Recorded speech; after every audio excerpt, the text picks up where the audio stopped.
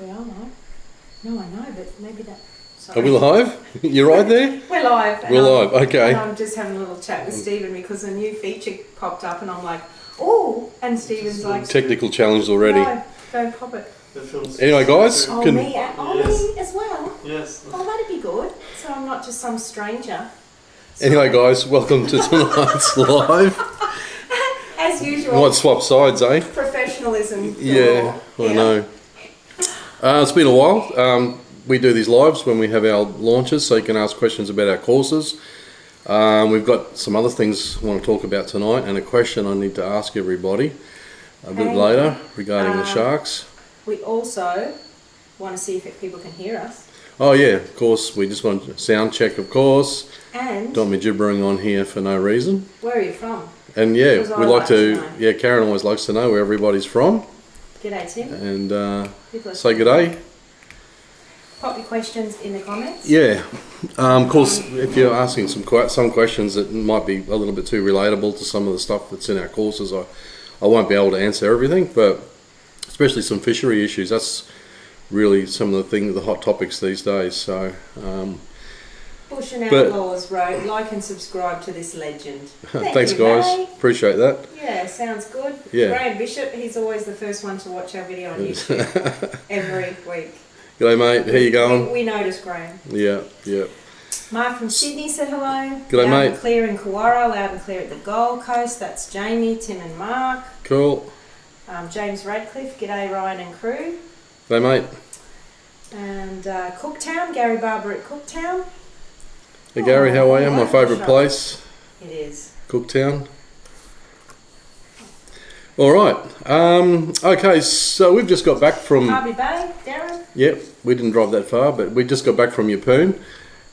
We've been down there filming a mud crab course. Now I know people might say, oh, how hard is it to catch a mud crab? Throw some meat in the pot, go back and pull it up later.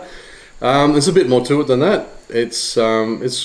It's rather in depth. I think people will like it. Some of the techniques I used to use years ago, in the way we draw crabs out of certain areas, using certain ways we put the pots and certain different types of country and depths of water, what to do when rain falls around and all this sort of thing. So yeah, I think it's going to be a pretty good course. I know there's probably heaps of people out there who are already pretty good crabbers. Lots of pretty good That's secrets great. in there. I don't know. Yeah, there is some really good stuff in there. Anyway, we'll see what people think. Lots of different scenarios that, like all our courses. Yeah. Lots of different scenarios that people might not have thought about. So that's what we've been doing. We've just got back. Big boat's going up on the slip in another month and a half, 2 months or so. Only because of an issue. I think, yeah, got a little bit of an issue, but not so much the boat's fault. Anyway, we won't go there. So that'll be, so we've got to do that before we head off again, and we're changing some other things as well while we're at it, and I might even pull the windows out. I think I might have a slight leak on the port side, so... Not just a slight leak. Yeah. Rained on me while I was sleeping. Yeah, that's it. Give you a moist pillow. So anyway, that's what we're pretty much up to in the next... we're editing the mud crab course. Trout. And we're just finishing off the coral trout course. We're just doing the conceptual videos. That's going to be another bit of an eye-opener. There's a couple of things in there that, it'll be an aha moment for a lot of people. Because we do have that with a lot of our courses, people that do them.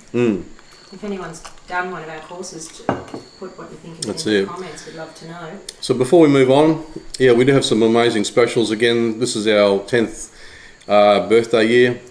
We had that big special in February, but these prices are pretty bloody good too, because we know people are doing it tough. And so yeah, we want to get it out there. And we have anyone who's bought a course previously, you'll be getting an email shortly with an extra special offer with that as well. So Barra Basics is 35% off, Sound Skills 2 40% off, Locating Live is 50% off, Finding Finger Mark and Other Forages 40%, Wonky Holes 40%, and Threading Tactics 40% off. So savings of $240 to $280 or more. $500 off Big Barra Basics. $500 off Barra Basics. $1,000 for about the third time since we opened it. Yeah.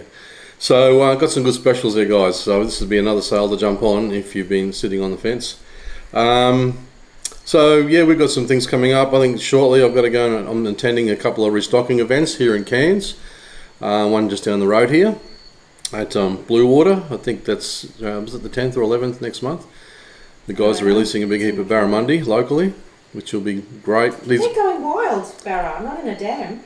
Yeah, that's what I mean. They're going wild, yeah. That's amazing. And they're growing them out a little bit larger. So the Perkins don't need them. Yeah, and bigger barra don't eat them. Yeah. So, yeah, there's a couple of events happening around Cairns here, which is great to see the guys. They do a fantastic job. All the restocking communities up and down the East Coast do a great job. Guys in Townsville put a lot of effort also into getting the Ross River Dam open, but locally here it's going to be an influx of little barras into the systems, which is going to be a great boost. Also, I think we had a couple of barra farms and the floods go under.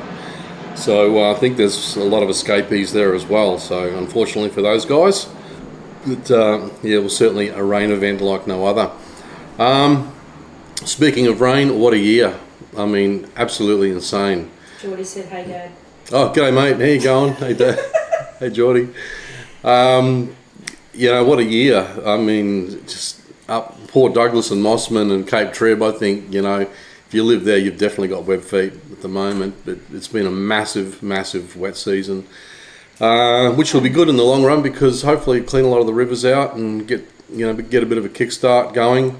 Hopefully it'll ease up soon, although we're now supposed to be moving back into some kind of La Nina weather pattern. But are big rains good for offshore? I know they're good for inshore. Are they good for offshore as well? Sometimes certain species will suffer when you get big wet seasons. Well, coral trout actually thrive in years of drought, more so than the wet years. So, yeah.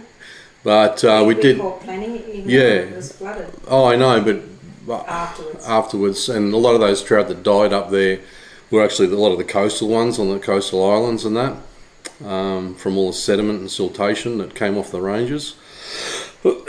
So anyway, yeah, so we've got some restocking events coming up with the Cairns guys. Now we've also had the just quickly, the $1 Million Barra has gone off. Oh, I know, A kid won it in Catherine, yeah, so good on him. That's life-changing. To catch the tag barra, then have it coincide with the rotating number on the day, that's pretty arsey. Well, it might be all skill, who knows. But yeah, good on him. The first $1 Million Barra has gone off. It's been apparently. like 10 years. Something like that, yeah. Lots of $10,000 barra, but... yeah, good now, fun. before you get into talking about other topics... Yeah. Let's ask some questions because we're amassing a few. Oh, are we? Sorry, yes, go ahead. And best pot bait you use, mate, from Dave Thomas. Best pot bait, as long as it's fresh is the most important thing. And of course, oily fish, tuna, even mackerel frames. Yeah, and roux and probably chicken breasts or, chicken frames. They're very good baits. That'd be my favourites. Austin said, what's your favourite fish to catch? Oh dear, now that I'm getting back into some fishing like we did years ago, it's a bit hard to say.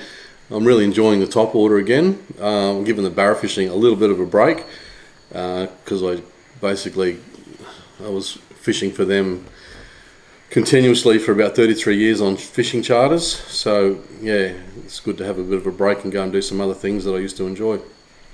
Chasing those big trout on poppers and stick baits, and that's good fun. If I don't get to your question, it's coming because we've got Instagram, Facebook and YouTube going at the same time. So there's questions coming in left, right and centre. First time. Bush and Outlaws, who called you a legend before, yeah, mate. From Tamworth, but born in Queensland, said, how many people actually know how to use a sounder after using your courses? A lot. A lot. Yep. We got a testimonials page, successes and all that sort of stuff on the website if you want to see what other people have to say. We've got another anonymous. The leg of hand is the best crab pot bait. Probably would be, yeah. To get many crabs. Most important thing is just remember to use fresh and change your bait out if you're going to put your pot back in overnight. Your best barra lure.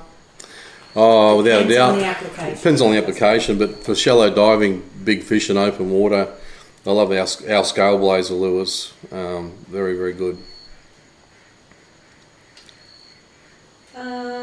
Hey Ryan, I changed my scroll through like you said to do in Sound Skill 1 hasn't really changed. Can you please explain a little further? Kind regards, Matt from Armadale. Changing scroll speed. Yeah, Sound Skills 1. Well, we do talk about just be careful going back to auto and going really, really slow, because on many brands it'll just slow right down and compresses everything. So it's all about compression. Makes your fish look tiny. Yeah. So in fact, we demonstrate it inside Just rewatch the course, mate. It'll click in. Yeah. Yeah. Because we demonstrated on those huge pylons, and they go from bigger to smaller based on how the factors interact. Boat speed and if you haven't done Sound Skills 1, it's $20. It's well worth a watch. Yeah. Hey champion, love your work, keep it up. Tight lines. That's Luke Mangian. Thanks, mate. Peter said, howdy, best courses ever. I've done 3 and we'll be doing more. Question, how protected is it inside Orpheus Island? Orpheus is pretty good, long as it's not a northwesterly. There's generally somewhere there where you can get out of most winds. Just westerlies, northwesterlies, and probably southwesterlies as well. So, we'll be coming up to that period of the year soon where you start getting a lot of southwesterly changes overnight. Southerly busters behind them. Big areas of strong wind that come through during the winter with each change. So just be wary of those if you're going over there that time of year. Just have a look where you can try and get around the other side in a hurry. So always, give yourself some options so you know what to do. And keep an eye on the weather too, of course. And you should have some good phone range over there to look at the weather still. So keep on top of that side of things and look for the wind changes. And Luke Turner said, "G'day guys." G'day mate. How you going? Andrew Sibley. Oh Sib, how are you? G'day, how are you, bud? Is there a rock bar? Loza Logan asks, is there a rock bar in the Horton or Barramundi Creek? There's several actually. There's quite a lot, yeah. Just got to go looking and get the side imager out, learn how to use it, chuck it on high frequency and off you go. Rodney Hall said, hi Ryan, Rodney in Kerwin. Thanks for helping me finally start catching fish in the creeks. Too easy mate, my pleasure. Glad it's working for you. Remember one of the guys, what was his name, Bevan, and he caught a metery straight up after doing Barra Basics, and you might see him if you live in Townsville. With the sign on the back of the ute. A big sign on the back of his ute. It's a meter barra, and said, I caught this thanks to Ryan Moody. Good on him. Barra Basics, yeah, which was lovely. Tips for catching Spanish mackerel in Townsville? Probably wait for the migratory schools. They're the ones that don't seem to carry ciguatera, or you could try the early part of winter inshore around places like Salamander Reef and Acheron Island, Cordelia Rocks, where the bigger mackerel come in early on in the winter. Then sort of around about end of May into mid-June you get the migratory schools out in the shipping lane there, sort of 10 to 15 miles off the back of the island. So yeah, they quite often travel with some yakka schools and that. And that's when you can occasionally catch a little marlin travelling with them as well. So that would be my tips or for where you want to be when, and that's what the fish do. The big ones are usually a little bit earlier inshore, and then you get the migratory schools offshore. Not right at the reef, this is only like halfway to the reef. Any wrecks that are halfway to the reef, they'll have Spaniards on them pretty soon, another couple of months. All school size ones, not the really big ones. Do you scent on soft plastics? It depends on the fish, I guess. Are they a forager? Do they respond well to smell? Are they more of a sight-driven fish? I think I've caught so many barras on unscented plastics over the years, and I can't really pin down a difference as far as barramundi goes. But like I say, it depends on the fish in your area, and are they a fish that's responsive to burley or smell. So if they are, maybe give them a dose for sure. What's your preferred sounder for inshore fishing, Lawrence versus Garmin versus Simran? Oh, Garmin, of course. Yeah, the hat says it all, sorry. Yeah. I mean, but you know, they got so many different things. They've come out, you know, the first ones to come out with everything, and yeah, it's just great products, nice, reliable products, and they've got all bases covered. So we've actually got a 3D transducer.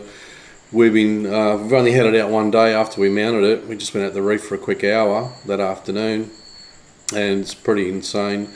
It's all deep water 3D imagery, and it's got a bit of a benefit over side image, where it shows you the fish and how high they are off the bottom on a 3D angle, whereas on side image, unless they're in the water column, if they're against the background, you can't, a big, you know, 10 kilo red emperor and 30 or 40 or 50 meters of water is, you know, you can't see it, it just blends in against the background. But on this unit, you actually can, because it changes color by meter increments. So it's a brilliant piece of technology. We're going to have it out again soon. We just got to wait for the weather now. But for inshore fishing, the best value unit is what, the 95? Oh yeah, sorry. SV? Well, the best value for money is the 95 SV UHD2 with which transducer? GT56 transducer. That is a great value for money unit. For inshore. Inshore. And we run 2 sounders on our boat because we run the GT51 in the second unit. On the offshore, and I've also got a 1 kilowatt 275 low high wide bolted in there now too. So 4 transducers. So it's going to be sinking at the back, underneath the scupping got 4 trannies hanging off me back. Anyway, we won't go there. Your thoughts on electric reels? You have XP with them? I'm looking at getting one. Oh, we've done a bit of deep dropping. Where is your electric reel? Is years it there? ago. Oh, there it is. Yeah. I bought him this obscenely expensive custom-made rod and electric reel, and he hasn't used it yet. We are going to be doing some deep dropping soon. He keeps saying that. But yeah. What is it, so this guy can have a look? It's the Z9. This EPO reels, yeah. Mirror EPO. Z9 is it? Yeah, Z9, this one. And you think actually that this is before an 500. electric reel, right, would be very boring. Because, you know, that's half the fun, isn't it, reeling in the fish? But it's actually quite exciting because it takes like 20 minutes to get down there, and the footprint of where the fish are to what you see on your sounder is like as big as a football field. Yeah. So you think you're going over fish, but you're clueless, really. Well, Ryan has a technique of finding the fish. There's a technique in sounder skills too. That's in sounder skills too, but most people are, you know. So if your boat's here, doesn't mean the fish are right below you. No. They're over here, over there. A football field, 2 football fields away. But there's a way of doing a special little cross-check method, and that can pinpoint the centre of the school so you can get your drift lines right. Yeah, and we talk about drift lines and whatnot, because sounder skills too is not just about what's on your sounder, it's how to operate your boat, how to determine when to And I am determined to go and do some deep dropping this year. Yeah. Okay, we caught those. Need a plug, yeah. We went down to the Gold Coast there and done that day out with Dick. We got he went out big and flamies. Caught 2 flamies bigger than what they're supposed to grow to 130 centimetres. They were in 2 deep drops. It was like, how else is that? It was a good day. It was, but you did something special with the bait. Yeah. I'm going to say. I blessed it. Yeah. And the guy that we went out with couldn't believe it. It's like, how come I'm catching cod and you're catching flamies? He blessed the bait. Yeah. Jude said, did you catch any barra at Port Alma? Port Alma, yeah, we had the boat in Yeppoon after we finished our trip through Shoalwater and stuff. And it was coming up towards the end of the barra season, and there was a break in the weather, so we ran down there for a couple of days and just played around a bit over on the far side, and I think 96 or 97 was the biggest fish, but we still had that really cold October water, which was so unusual this year.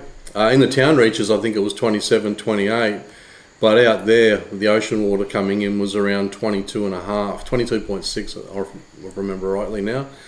So we did find quite a few barras. A lot of them were held up and had lockjaw, and we had to work pretty hard to get the bites we did. But a couple in the 90s, some big threadies, Maxie dropped a stonker on a shallow diver, a scale blazer. That was a monster This trip fish. we didn't go to Port Island. This trip we didn't. No. We only went crabbing and got that done. Oh, we went out for half a day on the last day In the Fitzroy. in the Fitzroy. Took Maxie and Dell for a quick spin, and 77. massive tides, really big tides. But we got one at 77, and it had a tag in it. And yes, it was. the tag story. We better explain the tag story. Yeah. So we got a tagged barra, and going by the records, the tag number. We had a post on Facebook the other night. It's on our feed there somewhere. It's swam from Weeper. The tag number was from a fish from the Wenlock River, turned up in the mouth of the Fitzroy. Now, we all know that would be a very long swim. And when I heard it, I just, no, it can't be right, surely. Well, I was more dubious about the length because he only grew 6 centimetres in 8 years or something, and it's like, come on. I mean, I know he was busy swimming. It turned out somewhere else in the tagging database. There was a mistake in tag numbers, and there was actually two barras with the same tag number. Yeah. And you know what? It's a very rare event, and if it's going to happen to anybody, it'll happen to us. So it was caught just up the road. It was caught at Raglan Creek in 2018 at 45 centimetres and ended up the other day at 77. So it wasn't the Wenlock River Barra, it was tagged in Raglan Creek up the top of the Casuarina region. Yeah, 2018. So, yeah, that's what happened there. But first up, we were the only number we could find was there's the Wenlock River. It must have been the printing of the tags. The tags or something. The same number twice. Don't know. Anyway. But anyway. Anonymous said, you must have learned everything you know of powerfish because he's got a few trannies on his back too. Brendan Crowley, what's the best time of year to chase fingermark in Townsville? You can catch them all year round, but they do wander a little bit more in the summer months. So when the barra season would close, we'd generally go and turn our attention to fingermark in November, December, especially before any big rains. So November, December is a prime period for them. And our fingermark course, so it teaches all that anyway, but for the people down south, a lot of people doing salmon skills too want to say, what course can I do? Fingermark is a good general course, and people are catching snapper. A lot of foragers have many similar... Jewfish. Yeah. Sound skills too, and finding fingermark are a really good combination for general fishing knowledge. Yes. And sale starts tonight. I think sound skills too, 40% off finding fingermark. Yeah, jump on it, guys. Next year we are not... $500 saving if you buy both of them, and I think you get an extra little discount as well. This will be the cheapest year to buy on these sales this year. Yeah. All right. Should we move? Any more questions there? Oh, heaps. Heaps. Oh, okay. Keep so going. be patient if we haven't gotten to yours yet. And you typed it 5 minutes ago. Yeah. And we may not get to all of them. Well, we'll try. Yeah. We do try. Normally it takes a couple of hours, but we get to them all. Yeah. Best lure for Spanish mackerel on the east coast. Is Qantas as good as they say? Keep up the good work with the courses. Sound skills too helped me heaps. Cheers, mate. Yeah, Qantas is very popular. The red head, silver body or white body. Yeah, it's always been a good mackerel catcher. But I like metal slicers actually. That you're probably talking more about in a trolling situation. But I actually like to use metal slicers, about 4 to 5 inch slicers for the Spaniards. Especially because they work, something about it getting retrieved vertically very fast, it just switches them on. Even when the tide drops or slows down and they go back to a held up position, that's the best way to get them arced up when they've gone off the tube. So we have got a blog on metal slicers. That's for the smaller, that's for the smaller mackerels. Little ones. Yeah. So. Well, Mark Halpin, will you be restocking your caps? Oh, we're thinking about it. I know we're changing over. After a long time, they do fade those other caps, but I suppose a lot of caps do. So we're just in the process at the moment of checking out these particular ones. Yeah, that style. That's lasting very well. Very comfortable. Anyway, they will be, mate. We've just got to find a supplier, and it's a bit of a long process. And because we don't sell many of them, we're not as motivated as we are to make courses. Yeah, yeah. So my suggestion is buy a cap elsewhere. In the meantime. No, we'll try our best to get some more happening. We will, but yeah. We've just had so many other things as priority. And we've both had injuries too. So yeah. we've had doctor's appointments and stuff. Karen's got 2 bung shoulders, and after her operation, she's got 2 bung shoulders. 2 more bung shoulders. Ryan's got a bad back, so. Well, that's actually improving. Yeah. I sent him to physio. Yeah. I sent him to a chiropractor first, and then a physio, and he is improving. So. Yeah, it turns out it might just be the facet joint instead. So. Sandy Lee, are there wonkies in Harvey Bay? Yeah, this is where they kind of start. Down that way, there's not too many wonkies south of Fraser, but certainly north of Fraser where the plateau starts, and the shelf doesn't come in too close. So we have a free training. If you go to our website, free training, there is a Wonky Holes presentation, which Ryan did on Wonky Holes, the BCF in 2015, and we blocked the road. So many people came. It was like a traffic jam, like a concert getting out of there in the afternoon, wasn't it? Scotty Hillier. And we recorded it. So, I mean, their quality is not the best, but the information is pretty good. So if you want to have a look on likely areas and what wonky holes are, jump on our website, free training wonky holes presentation. Can you make a course for flathead, please? Flathead? I used to do a lot of fly fishing for flathead in my earlier days. We used to wander the beaches and looking for certain scenarios at certain times. We had 27 flatties one day on fly between 2 of us. When we were dating, we went to an Airbnb. I do know a fair bit about flatties, although it's not a... We went to an Airbnb and all there was, I said, I feel like flathead for dinner, and so he rummaged around in one of the cupboards. We found a fishing rod with a lure attached. Okay, it was a kid's fishing rod with this little lure attached. And he goes, oh yeah, might be able to get you a flathead for dinner. And I said, all right, well, let's go. And he goes, well, no, not yet. And then he goes, let's go to lunch first. And we went to lunch, and then he goes, oh, we'll do some, if you want to do some shopping, looked in a few shops. He patiently waited outside like a good boyfriend. And then when we were sitting at the hotel, we were watching 2 other people casting on the flats. They casted and casted and casted. So we ate lunch and we did a bit of shopping, and I'm like, are we going to go soon? Soon. Eventually he goes, yeah, we'll go down now. And these guys have been there for 2 hours casting, and I'm just like, what is the point of going there? And within 10 minutes you caught 2 flathead. One guy nearly snapped his rod in disgust. And we just put one in the shallows in a little rock pool, didn't we? And then you caught a bigger one, so we let the smaller one go and took the bigger one home for dinner. Yeah.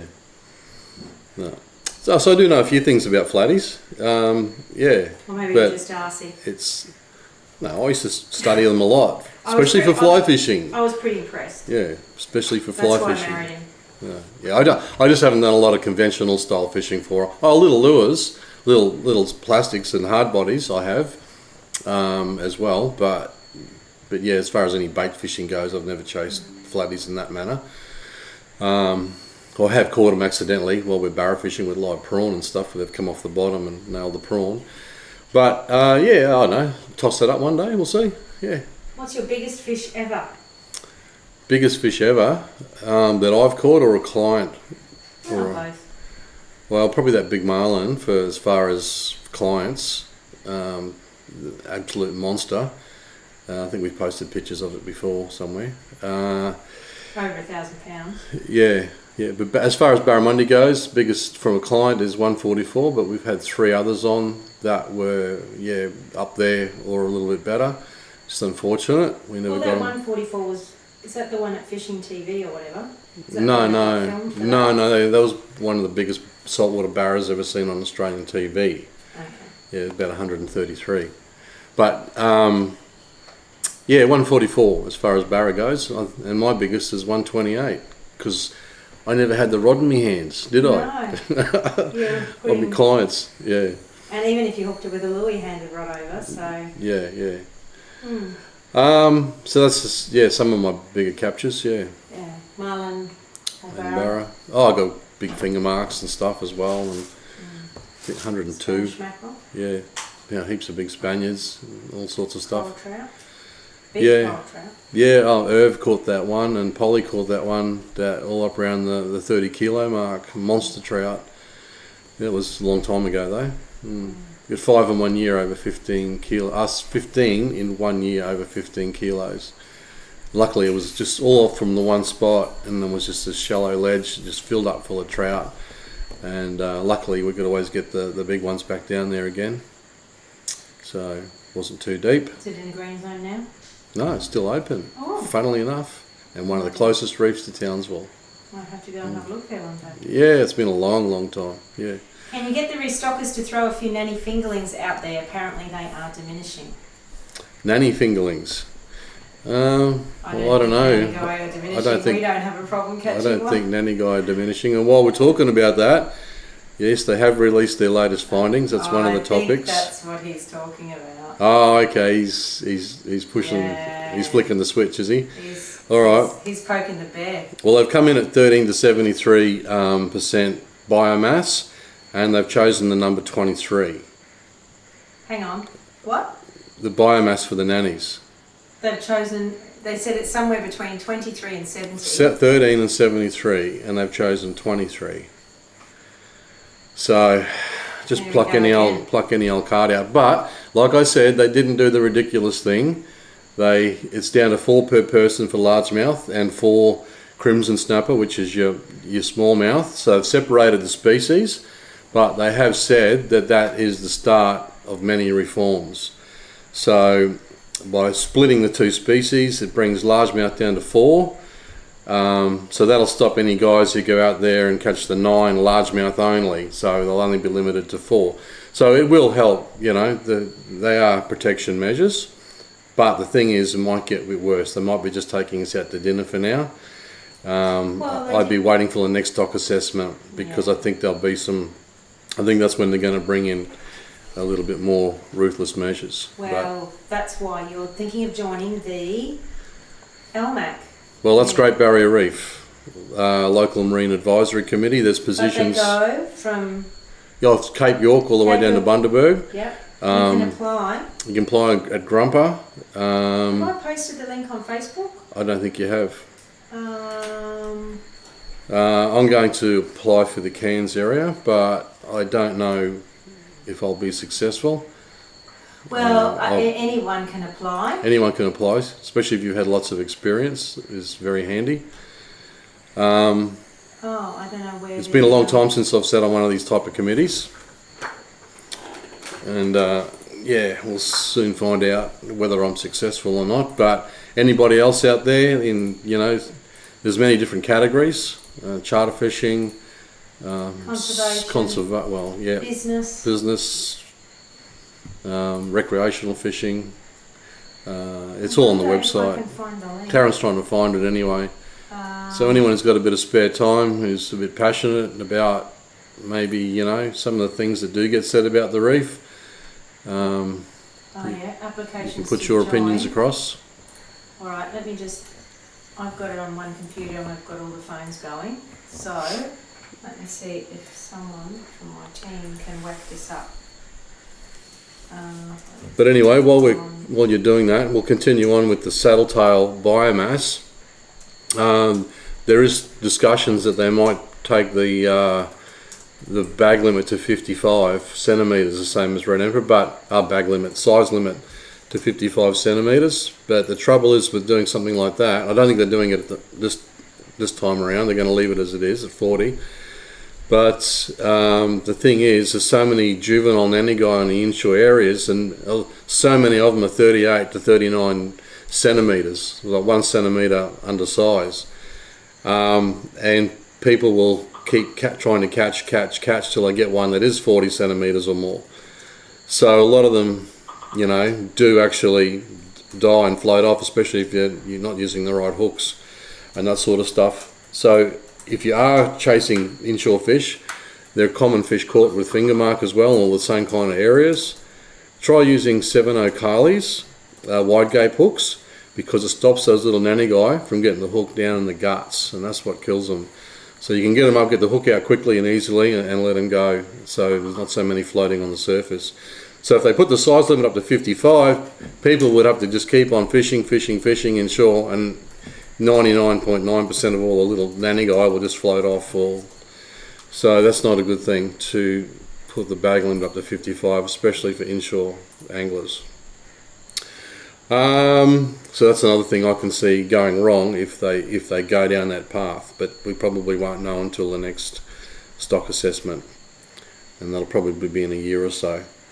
So anyway, early days with the nanny guy. I think restrictions will get tougher, but if the science becomes ridiculous, then we just got to call them out again. So anyway, time will tell on that. Well, talking about ridiculous science, I don't know. We wrote an article on the blue groper ban in New South Wales, and I'm just going to get Jeffrey to post this link as well for New South Wales anglers. It's a petition against the ban. So what happened was, if you don't already know, some young spearfishing illegally, because you're not allowed to spear blue gropers, because they swim right up to you pretty stupid, and they live around headlands close to roads.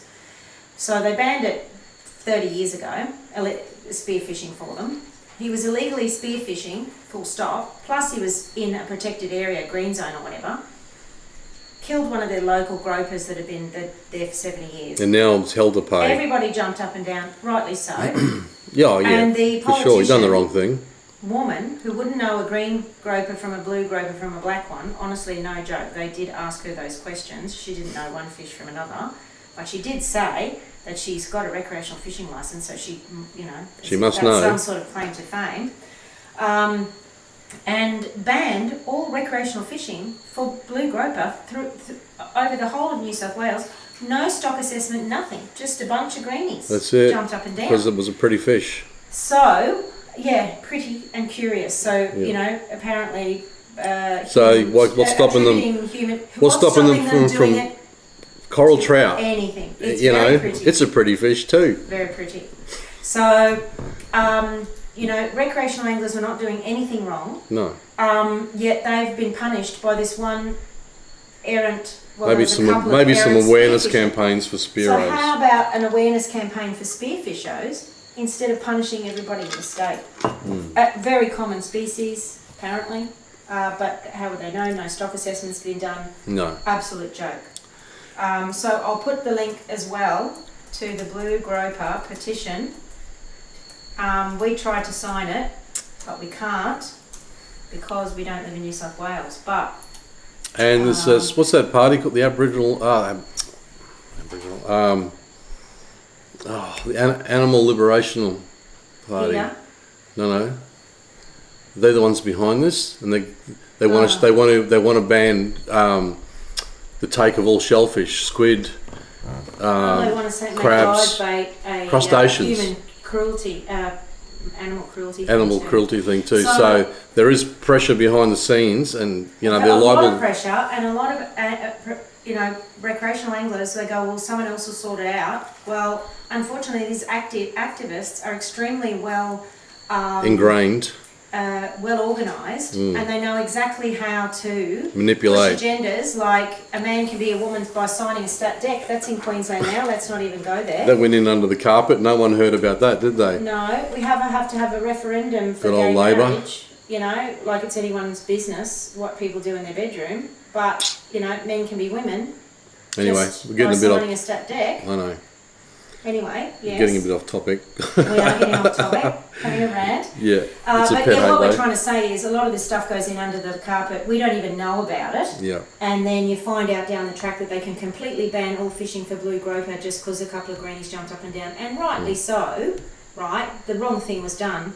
But knee-jerk reactions. It's ridiculous. Crazy. So there's a petition because according to the politician that did it, the MP, she said everyone was behind it, banning all fishing for these wonderful, pretty blue, curious species.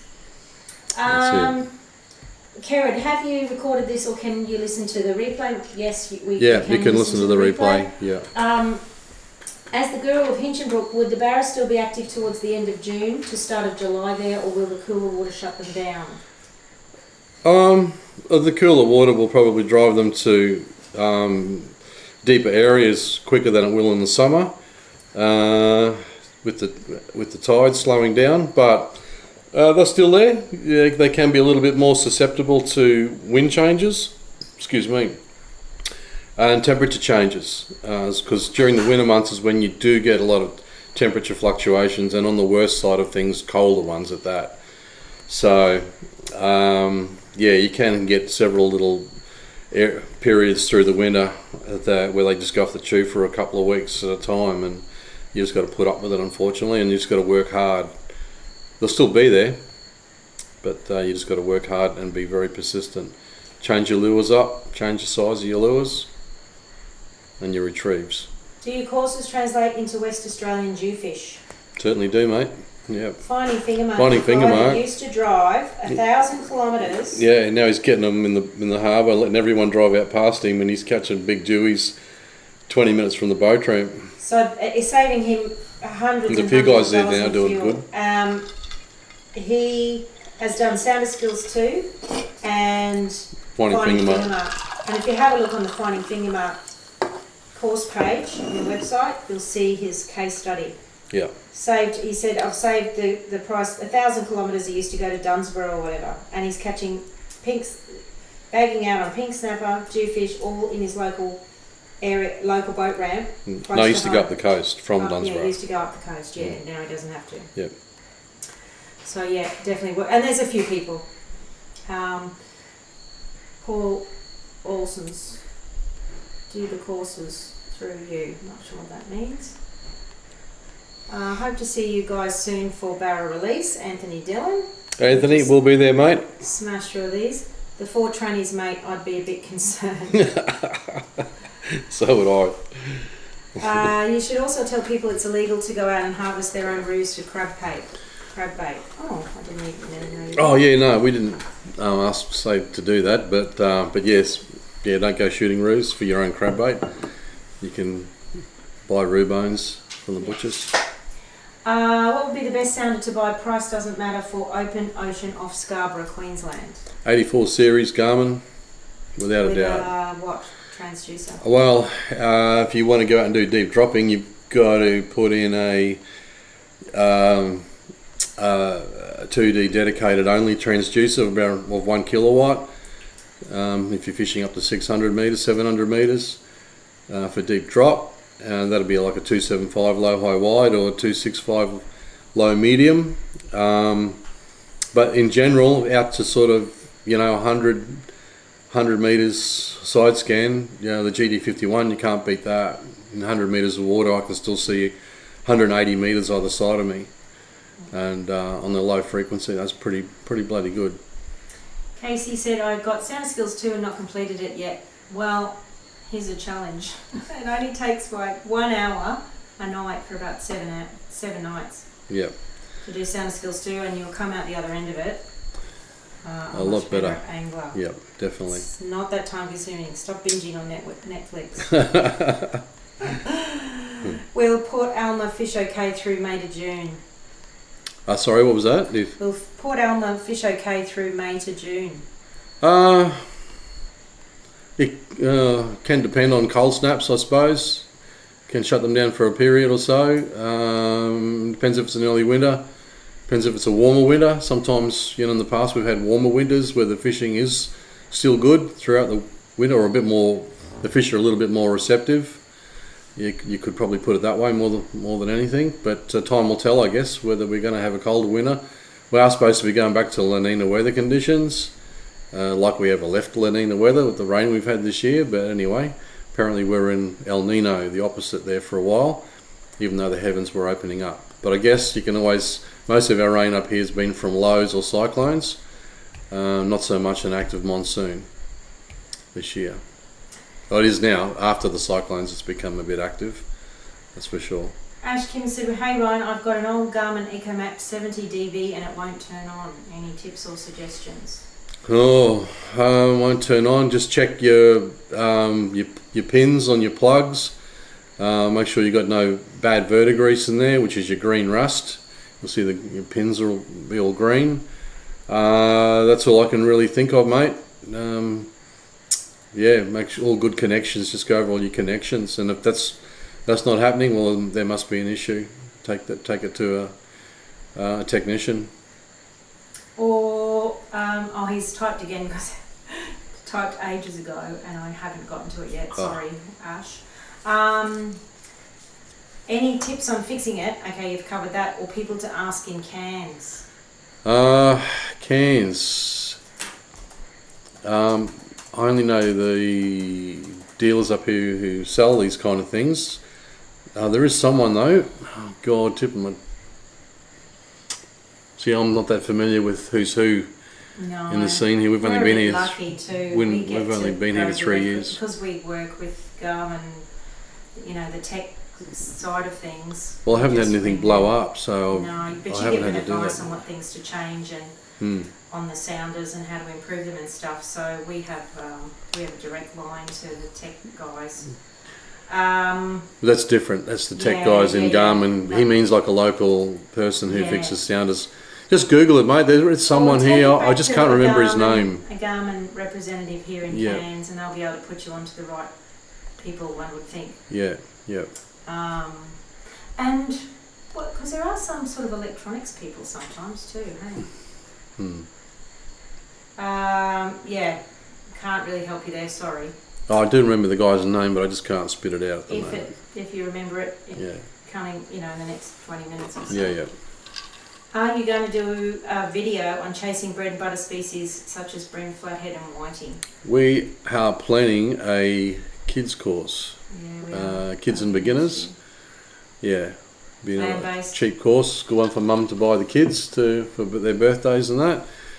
Or if mums or dads don't fish and the kids want to get into it. And it's not just going to be the basics, there's going to be a lot of little handy, the next step up kind of tips in there as well. Sorry. That's not coming anytime soon. We haven't even We've still got to get our crab course edited and done and finish off trout, and then we've got to go and film Red Emperor later in the year. I might have to have That's if you can climb in the fly bridge. Another operation. Yeah.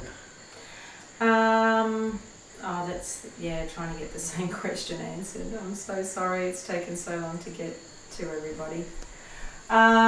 We just had Tareen Frost said we just had an epic trip to the Swears Island Resort. You would clean up there. We got 87 fish. Yeah, no, that's a great little fishery up there. Good little spot. And David Proudlove said, congratulations to the young fellow and Catherine who just caught the first tagged $1 million barra. Yeah, what an effort. I know. There'll be a party going on there tonight. Oh my goodness. Hey? Christian Hunt, what's the best bait for catching yellowbelly in the Thompson River? Have you ever caught a yellowbelly, babe? No, I have never caught a yellowbelly. I have. I caught a very big. It was all really, right, let's turn the cameras around for a minute. It was really. I put it in a bucket and it had like this film on the outside of it, all gooey. I picked it up and all slime ran off it. Slime ran off it. Yeah, okay. But I can't remember what I caught it on. No, that's one thing I haven't really had anything to do. So. Yeah. Probably unfortunately. A lure, actually. Yeah, they do. They go. I probably was driving around. Plastics. I'm not a very good fisherman person. I just drive around with a trolling a lure around everywhere. I know. First afternoon I took her out. She had 5 meteries on. She blew. Everyone. She dropped every one of them. Anyway. Oh my god. Okay. Well, that's why I've got you, babe. Daryl, are your cast nets going to be on sale again? Mate, I don't think so. Don't think so, because the amount of times and the backward and forward it took to get the things right how we wanted the it. issue was we made them a little bit heavier. Yeah. And they're too heavy for the postage, so they had like to be this posted much, you know. 2 grams or something. So they had to be posted in separate boxes, and the postage was so much more expensive, and it was just it was a bit of a stuff around. Yeah. So to keep them at a reasonable price, and that's what we were all about with the cast nets. We didn't want to. If we do, it'll be next year sometime. Yeah, and we might revisit it again, but no time soon. No. Yeah, we've just been sidetracked with the shop. The shop. And we're making new products this year. The courses are really our bread and butter, and the shop is always this little the neglected little brother, isn't it? It is. We sell a lot of lures. We sell a lot of lures, yes. And they're very easy. All the hard yards and our have been hooks. done. Yeah. And the new hooks, actually, we're just about Oh, sold yes. out of 6.0s. We're out of 7.0s. We've totally sold out of 7.0 Carlies. We've got some 6.0s left though, but good news is there's more coming. Yeah, also Emma's ordered them, has she? Oh, I think so. Okay. I thought I saw that in messages today. Yeah. Oh, right. Okay. Yeah. Well, I've been sidetracked today. Yeah. Because we're actually hiring a new person. So if you're good at social media and want to talk about fishing all day on Facebook, Instagram, YouTube, we are hiring soon. And Jeffrey just said the sale prices are live on the website Now. Okay. Just put them up a bit early. So all our course discounts are on the website now. And when's it open? Tomorrow midnight. The cart tonight. Tonight, it's open now. It's open now. He's opened it early, has he? Yeah. Okay. Cool. There you go. So the discounts are live on site at the moment. If you're looking at a course, Barra Basic's under $1,000 for like the third time since we opened it. So that's pretty good prices. Time to jump in. Yeah. What's the best hooks for trout and nanny guys? I think that's a spell check. Oh, the French Vikings have always been a very popular pattern. The commercial guys use them. We used to use them back in the day on charter and that as well. Also the Carlies, the wide gapes, they're also a very good hook. We use them primarily for live baiting a lot, but they still go well with a strip bait on, that's for sure. So that'd be probably two of my favourites for that style of bottom fishing: French Vikings and Carlies. In 7, 8, 9.0s, depending on the size of fish you're chasing. What's your favourite fishing destination in Australia? I love Cooktown. Up past Cooktown, further north, it really is a great place, and just you don't see anybody up there, and it's just so peaceful, and it's not hard to find good fish if you know what you do, especially if you know what you're doing. And any stories from that area? Why don't you tell was that on the ribbons? The big marlin that got away? The one we were talking about earlier. The one that you hooked up you were just about to reel in the baits, or you were that one. The baits at sunset. Yeah, he was a fish. I know. We guesstimated. We didn't get a good look at it. We were just winding the baits in, and the sun was just going down, and we've hooked up a big marlin, and it's biggest you've ever seen. No, that was a different that was fish. That was a different fish. Yeah, that's the other one. This one was just a tough fish. Probably hooked in the corner of the mouth, and we had an angler who could use the rod. They're always the toughest fights when you can stick it back to a big marlin. But if you're just winding in slack, sometimes you can catch those big marlin in 10 minutes. Yeah, you just back down on them, grab the wire, tag in, cut, let them go. But the more you stick it to a big marlin, the more he sticks it to you. And this went for about 5.5 to 6 hours in the night, and it was about, I think, 11:45 at night. It took us 5 miles out off the shelf at number 5 ribbon, and in probably 15 to 18 knot winds, so back reversing into that all the way, we were satched. Then the chair broke, and we had to get 2 guys to hold the angler with the rod, while me and the other decky drilled bigger holes through the base plate underneath him and put new bolts in, bigger bolts. Because the anglers are strapped to the chair and the chair's strapped to the fish. Strapped to the fish, and the boat's doing this. Oh, yeah, what a shit show. Anyway, it all worked out good. We got it all working properly again, and then it turned around and took us 5 miles straight back into the edge of the reef, almost where we hooked it up. And it was just before midnight, under the floodlights, we could see the breakers along the edge of the reef, like right there kind of thing. And Calvin, the skipper, said we're in 18 metres. And if you know, the guys who know that, who are in the know, would know that when you're on the outside of the shelf and you're all of a sudden registering 18 metres, you're very close to the breakers. So I had the wire, I had the first pinch, and it was straight up and down and was just dogging on its side big time, and ended up, we don't know how shallow we got, but we cut it off on a bit of coral, so it wasn't. And the whitewater was just there, right next to us, and so we lost it. But that was a pretty amazing night. Yeah. You miss your island days? Do I miss it? Oh, of course I do. I can't do it anymore. Well, you could. Probably could. Yeah. I mean, on the deck for a whole season. Oh, yeah. No. It's the rum drinking that'd get me. So there you go, Aiden. Is that a good enough story? I hope One so. of many. One of many. Yeah. How far from the coast do you find wonky holes in Bowling Green Bay? Well, Bowling Green Billfish Ground used to be a big patch of wonkies. That's what held a lot of the baitfish there. And then Yasi came and filled it all in, and there hasn't been bait there ever since. So I have seen some inside the bay, not too far from past the Horton, 8 to 10 miles out, I guess. Bits and pieces in there. Further to the north of Salamander, I've got a couple up that way.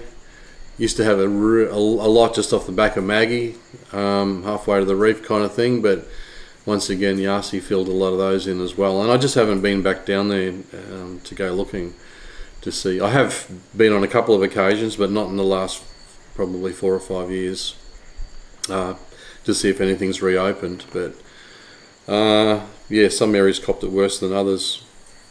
Pardon me, when Cyclone Yasi came through. Someone said you should join the Pertec Fishing Challenge 2025. Yeah, I know. I stopped with fishing competitions a long time ago. You're damned if you do, damned if you don't. If you win, what's he doing fishing in this competition? If you come second, you're a has-been. So you know what? I just don't need this shit in my life, so I don't fish in competitions anymore. No. Chris Hepburn said your thoughts on sharks being a protected species. Yeah, well... Let's not go there. Let's not go there, but I have got a question to ask everybody. Should we do that now? If you want. I don't know what question it is, babe. About the Facebook page. Oh, well, that's your thing. Yeah, I know. To kind of gather data on shark depredation, I was thinking about starting a Facebook page, totally separate to RMF, so people could log their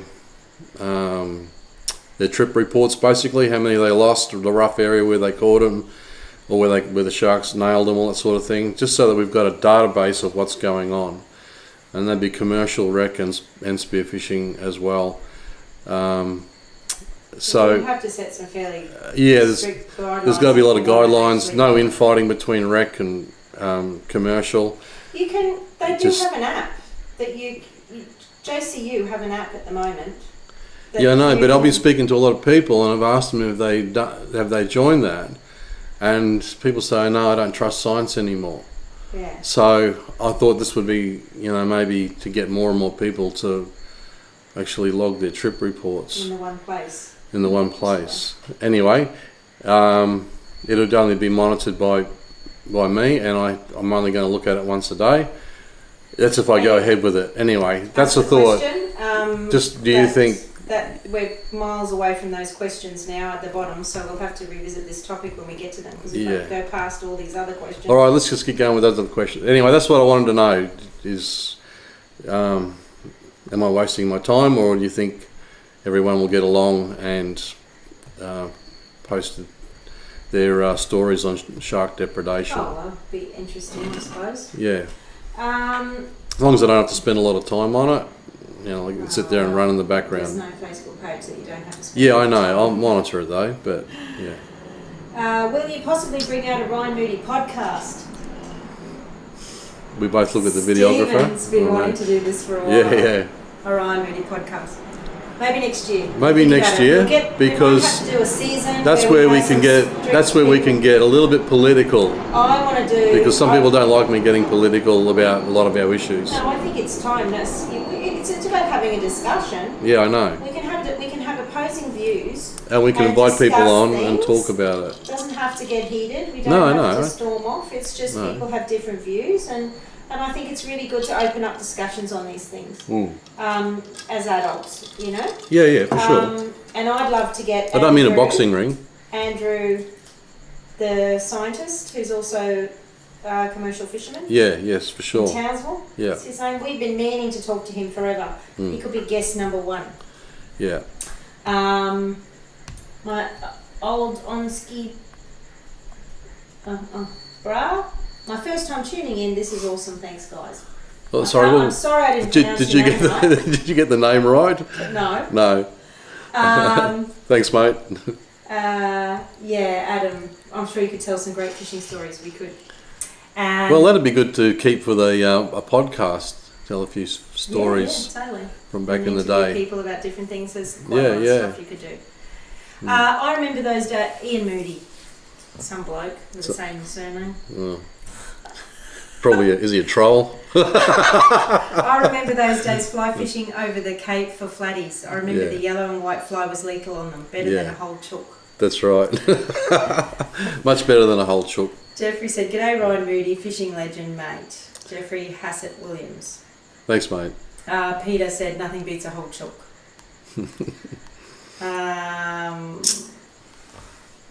Andre. Hey Ryan and Karen. Go, mate. G'day, mate. Andre is our performance person, does our ads. So if you're getting harassed by our ads, blame him. Blame him. I see Garmin have brought out a new live scope. Have you had a play with it yet? Do you know what the updates are? That's Scotty J. Live scope. Well, they brought out the LVS 34 over the 32, the shallow water live scope. There is the LVS 62. I'm just about to make a series of product reviews on the Garmin Kraken electric motor, the new PS70 3D transducer, and also the LVS 62. We've just been a little bit hampered by weather and other time constraints with us having to be elsewhere. But now that we're back here now, we'll be back here for a while. So as soon as the weather's good, I'm going to be out smashing out some of those blogs. I think it might be the LVS 62, the deep water one you're talking about, and that's one of them. Yeah. Yeah, Michael Blake loves some of the science applied to fishing. Let's guess and then make up a solution. Yeah. Because I could be actually quite helpful when it comes to looking at the science, being a marine biologist. University medal. Marine biologist. There you go. Class so we are pretty qualified for these positions. I could look up the science and go the method. It'd be nice if Grumper hired me. Although I haven't done stats for a while, I've lost a few brain cells. Now this is one that's been on Instagram for ages. Boboloa has probably left half an hour ago waiting for his question to be answered. Oh, sorry, mate. Hi Ryan, I got a Garmin Striker Vivid 7SV with a GT52. Is it any good for inshore and the creeks? That's where the GT52 first came in as an inshore creek transducer, but since then they've come out with the 54, which has now been preceded by the 56 and entering the megahertz frequencies, and a little bit more power to those elements over the 52 and the 54. So there is better transducers out there now, of course, the GD56. But mate, I had a GD52 once with one of those with the 95 SV, and I could still see good barras and everything on it. You had that when you were on charter. Yeah. That was in the earlier days of this technology, and it just keeps on progressing and progressing. But there is better stuff out there now, of course. But I have used units like that myself. If you do sounder skills too, you don't have to upgrade to all this new whiz bang stuff. Well, it helps. But we also have sections on 2D where Ryan used to assess creeks with 2D, right, before side we scan. never had side scan. He used to go round and round in circles, and in a fairly systematic pattern. So even if you've got an old 2D sounder and you want to improve your fishing, do sounder skills too. It is the best money you will ever spend on your fishing, and you don't even have to believe us. You can go onto our success stories page, and there are so many people, even experienced anglers, go, oh my god, how many fish did I drive over and I didn't even know it. That's it. So it's on special as of now. Yeah. And well worth 40% off. Well worth the. In fact, I would say if you were only to do one of our courses, you would do that. Yeah. Mind you, it ties in perfectly with all the other courses too. So the guys that do 2 or more courses do tend to increase. Yeah. So that guy with the sounder problem, he just said he's done 3 of our courses and would highly recommend the one that sounder that would turn off. So if you can remember who we've got to send him to. Yeah, in Cairns area. Still hasn't come. Maybe just Google it and it'll probably come up. And Google what? I don't reckon. Marine electronics repairers, Cairns. And I know Sonny and the boys at Mud Marine. I think they're install. I don't know if they're repairers or not. I think they just do installs. Yeah, but they might know someone. FNQ Marine Electronics, mobile. As a mobile I saw his electronics business. His ute was at the specialising marina. in installations and fault finding. We That might be the one. to a component level. There you go. That might be the one. FNQelectronics.com.au. So let me just find Jeffrey and get him to find the guy that's troubling. Okay. Anyway, let's keep moving on. Avali 07 said our government are clowns. Yep. That's why I don't know if I'm going to be successful in getting on these committees or not. Bevan Reeve, I need everyone knows what I'm like. Yeah. Bevan's just jumped on. Yep. If you're just new to the live, we were talking about a guy who caught a big barra, and I think it was 114 or anyway whatever it was, and he put a size sticker on the back of his ute across the tailgate. Said, I caught this thanks to Barra Basics. He's just jumped on. I need to replace the barra wrap on the tailgate as it's showing its age. He was one of our first students. It'd be on the tailgate for 10 years. Yeah, for sure. And my wife now drives that car. It's been a good conversation starter. Good on you, champ. Awesome stuff. Thank you so much for that. Yeah. Peter Lawrenson. That's probably about for the barra crab pot bait. I might be a bit slow. Gabrumpa finally has Eye on the Reef for Android. Yeah, I have had a bit of a bounce around Eye on the Reef. Yeah, it's a bit of a difficult site, like all government websites, unfortunately. I don't know who makes their websites. No, it's an app. Just bought, Peter Barb said, I just bought myself another 4.8 Quinterest Coast Runner, 80 Yummy, new gum and 9 invasive. I think I'll be in touch soon for some courses. Well, Peter, all the courses are on sale for the next 2 weeks. Now's the time. And all the guys who have done Sound Skills too, I will be adding a extra bit in there about the live sonar, the 3D sonar, and we will be doing some on the deep water and shallow water live scope too. So that's all going to be added to the course. So everyone will just get an email. It's a bonus video. Live scope, it won't be a different. You haven't discussed this, right? Maybe you'll be able to do it. It depends how comprehensive it is, I suppose. Yeah, exactly. Yeah. Michael Gerard said, can veterans access your online course through meaningful engagement programs? Yes, they can. We've had quite a few guys an email. The Defence Force have purchased the course for them through like PTSD, quite a few different programs through Defence Force. Yeah. Can it's helped a lot of guys actually. Remember what was his name, Nick? Who said he wouldn't even leave the house. Yeah. And he felt so useless because and I'm not speaking out of turn here. We've done. He spoke openly and freely on our Wounded Warriors Day and allowed us to use his story.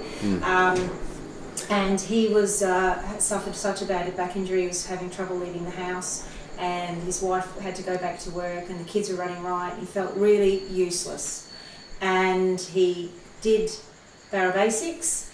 He went out and caught a couple of barra, and he said, I felt like what do you say? It changed his life. Yeah. Because all of a sudden he was providing for his family again. Yeah. And he was out fishing all the time. Taking the kids out of the house. Yeah.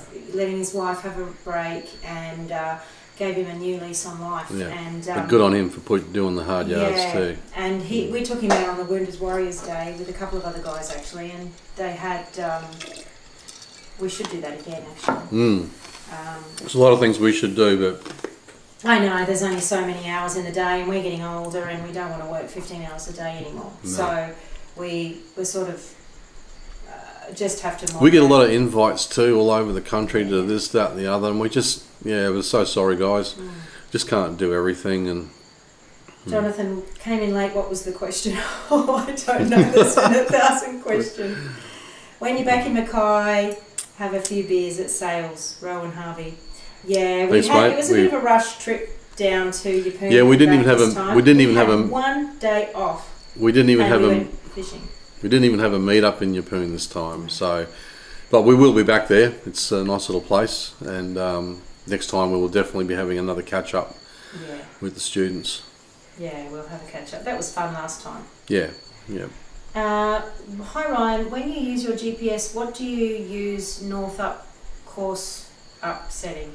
I use north up. I use north up too. Yeah. The turning thing throws me nuts. With many GPS antennas, you have lag or delay, and if you're using course up, that can be a little bit frustrating as the whole map's kind of spinning, and you always seem to oversteer a lot more. Whereas knowing where north up is, you know, when you're looking at the chart, you know, okay, well that island's there, and that island up there, it's north because I know because it's directly above or directly below to the south, so you know where that aspect is. So I always use north up because I find it so much easier to drive up on things. But now that I've got the new MSC10 Marine Satellite Compass, and it's pinging so many more times over a standard GPS receiver, and it's a brilliant piece of kit. And like the moment you're going along, the moment you turn the wheel at high speed, your heading line is just doing this. It's just so responsive. There's no lag. There's nothing. And especially once your unit gets a bit older. Yeah. That's what happened to one of ours, didn't it? No, well they had internal antennas, and they were trying to shoot through an aluminium housing. They'll shoot through fiberglass, but if you have them trying to shoot through aluminium for any length of time, it ends up screwing up the internals, the antennas. If you've got a centre console in an aluminium boat like we have, because it never happened. You need an external antenna. Never happened on the big boat. No, because that's in fiberglass. Yeah. It's in a fiberglass console. But yeah, if you're in an aluminium console and your inbuilt GPS receivers inside your unit, then they're going to struggle a bit, and eventually, like I said, they'll cack themselves. So you do need external antennas in those situations. But I've got the MSC10 now, and it's a great big receiver like this. Looks like a big surfboard, but yeah, the abilities of it's insane. Yeah. And no more swearing. No more overcorrecting. Yeah. Well, we never. And nighttime, because you lose, you know, where islands and bits and pieces are. You know your local landscape, and you can kind of see where you're turning in relation to your screen. Because we never had that problem. Remember we went out with someone with their Hummingbird, and it was all laggy, and you're like, oh, it's real laggy. And then, 4 years later, ours started doing it, and now we fix that problem. Oh, that could be a number of different issues. Oh, okay. So yeah. Right. I'll just stick to asking the questions. You just keep asking the questions. I'll answer them. Okay. Garmin 8412 with GT51, any good? Very good. Very good offshore setup. Yeah. Because of the side imagery especially. That's all we've got. But they have a 600 watt 2D element, which is good to about 3, or for fish recognition, good for about 350 metres. Bird's Nest Fishing said, how many dudes roll like this? I don't know, I hope that's a good thing. I hope it's a good thing. Goes, oh, holy shit show, wife talking over him in the background. Anyway. Get any barra at the port? Yeah, we did answer that one. Yeah. Hang on, I'm just going through. You going back to the beginning again? No. Well, I've got it, my shoulder really hurts. I've got to be... What's your favourite reef fish off cans to fish? Oh, I mean, yeah, trout, I guess. Nice. I love catching the big trout in the shallows. But as far as deep water goes, I mean, we catch bucket loads of nannies. They're just like flies everywhere. You just can't seem to get away from them. But I do like chasing big emperor. I do have a number of areas up here. But I haven't been fishing them that much since the sharks got really bad. Well, I did, and we lost, on a couple of the spots, we lost 2 really big emperor off each one and pulled a pin. And I'm just reluctant to go back to those areas because it's not the sort of fish you just want to see get munched. So Sam Payne said, will the rods in the background ever get used again? They will. I don't know about the 130s, the way I'm going with them. Trying to find Sam, sort him out. Bring him up, say, when are we going? Get us a crew. Yeah. Actually, but deep dropping, we are going deep dropping. You can take is, what's the dam guy? That had all the trouble with the net going over the dam. Oh, his name escapes me. He'll crew for you, Marlon crew. Yeah, oh yeah. Well, yeah. Actually, he could drive. He knows. You can get down on the back deck again. That'd be good. exciting. Yeah, it would be actually. You'd rather do that anyway. I would. Yeah. Okay, let me just go back to YouTube. That's what happens when you do this over too many platforms. I know, too many platforms. I try and save time, but it doesn't. Facebook page would be worth it. Anything would help. Something has to change. That's about the sharks. Yeah. It's a place to document it, and yeah, where there's no arguments or anything like that. It's just document only. I'll have a good think about it. What's the long range forecast for spearfishing this winter, Townsville region? Are we in for clear water? Oh, I think most winters, if you get a break on the neaps, and if you can get a break in the trade winds, the water gets very clear in winter inshore and around the islands. Yeah, definitely. It happens pretty much every year, but it's usually at different parts of the winter. Andrew Sibley said the old Faruno days. I think he's talking about when we used to go round and round and round and round. Yeah, in circles. Yeah. And then Ryan would say, he'd anchor up sideways across the creek and go, right, there's a 103 there, and there's a 102 there, and there's a 125 threadfin on the other side of the boat. And I'd be like, yeah, sure. And then this is the first charter I went on with you, threw the line in, and you said, about 2 feet to the left, love, or right, whatever it was. And then bang, you didn't believe me, did you? I didn't believe me. I wound it in, and I threw it back a little bit further over, and then bang, we were on 103 and we caught them. 103, 108, whatever it was, and then the thready on the other side of the boat. Yeah. And I was doing marine science, and we kill everything to study it. We put a gill net across the creek to see how many there are and how big they are. And I thought, this guy is the one. We'll just drive down. And we didn't have side. Imagine if we had side imaging, because I could have easily done. If we had high frequency side imaging back then, you could scan parts of the river, and you can freeze the schools and count how many individual fish are in each one. My God, I should do a paper on that. So that's a great, easy way to do stock assessments. And we'll sell sound skills to all of them. I won't be able to do it without that. No. What about in close for a sounder? Paul Olsen said. So. In close, yeah. I mean the GT56 transducer is brilliant. With its 455 with 500 watts on side image, you'll still see or get good coverage out as far as 50 metres of water. So you can still use it around the reefs too, and it has all the higher frequencies for inshore and the estuaries and islands and all that sort of places.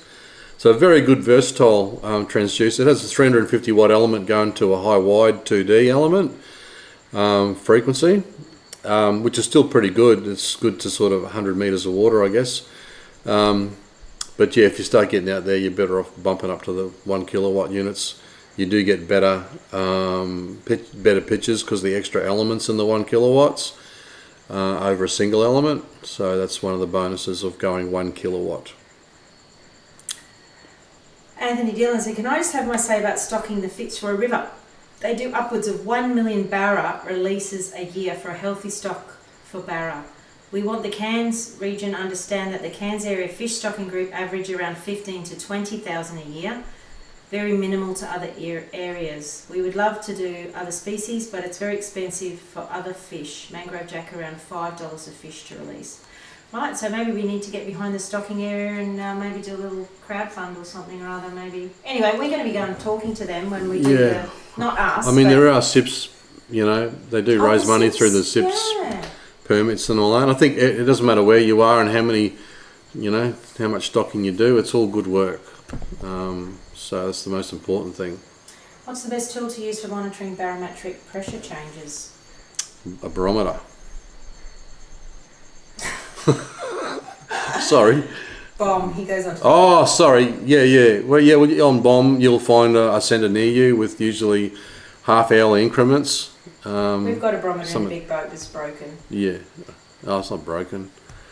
The sounders have one too. But yeah, no, if you just want to find it, some townships you'll only get 6-hourly readings, the smaller places, but around the major centres you can generally get, is it 10 minutes or half an? I can't remember. 10 minutes or 30 minutes. Anyway, yeah, it's on the site, mate. Yeah, it'll give you incremental changes throughout the day.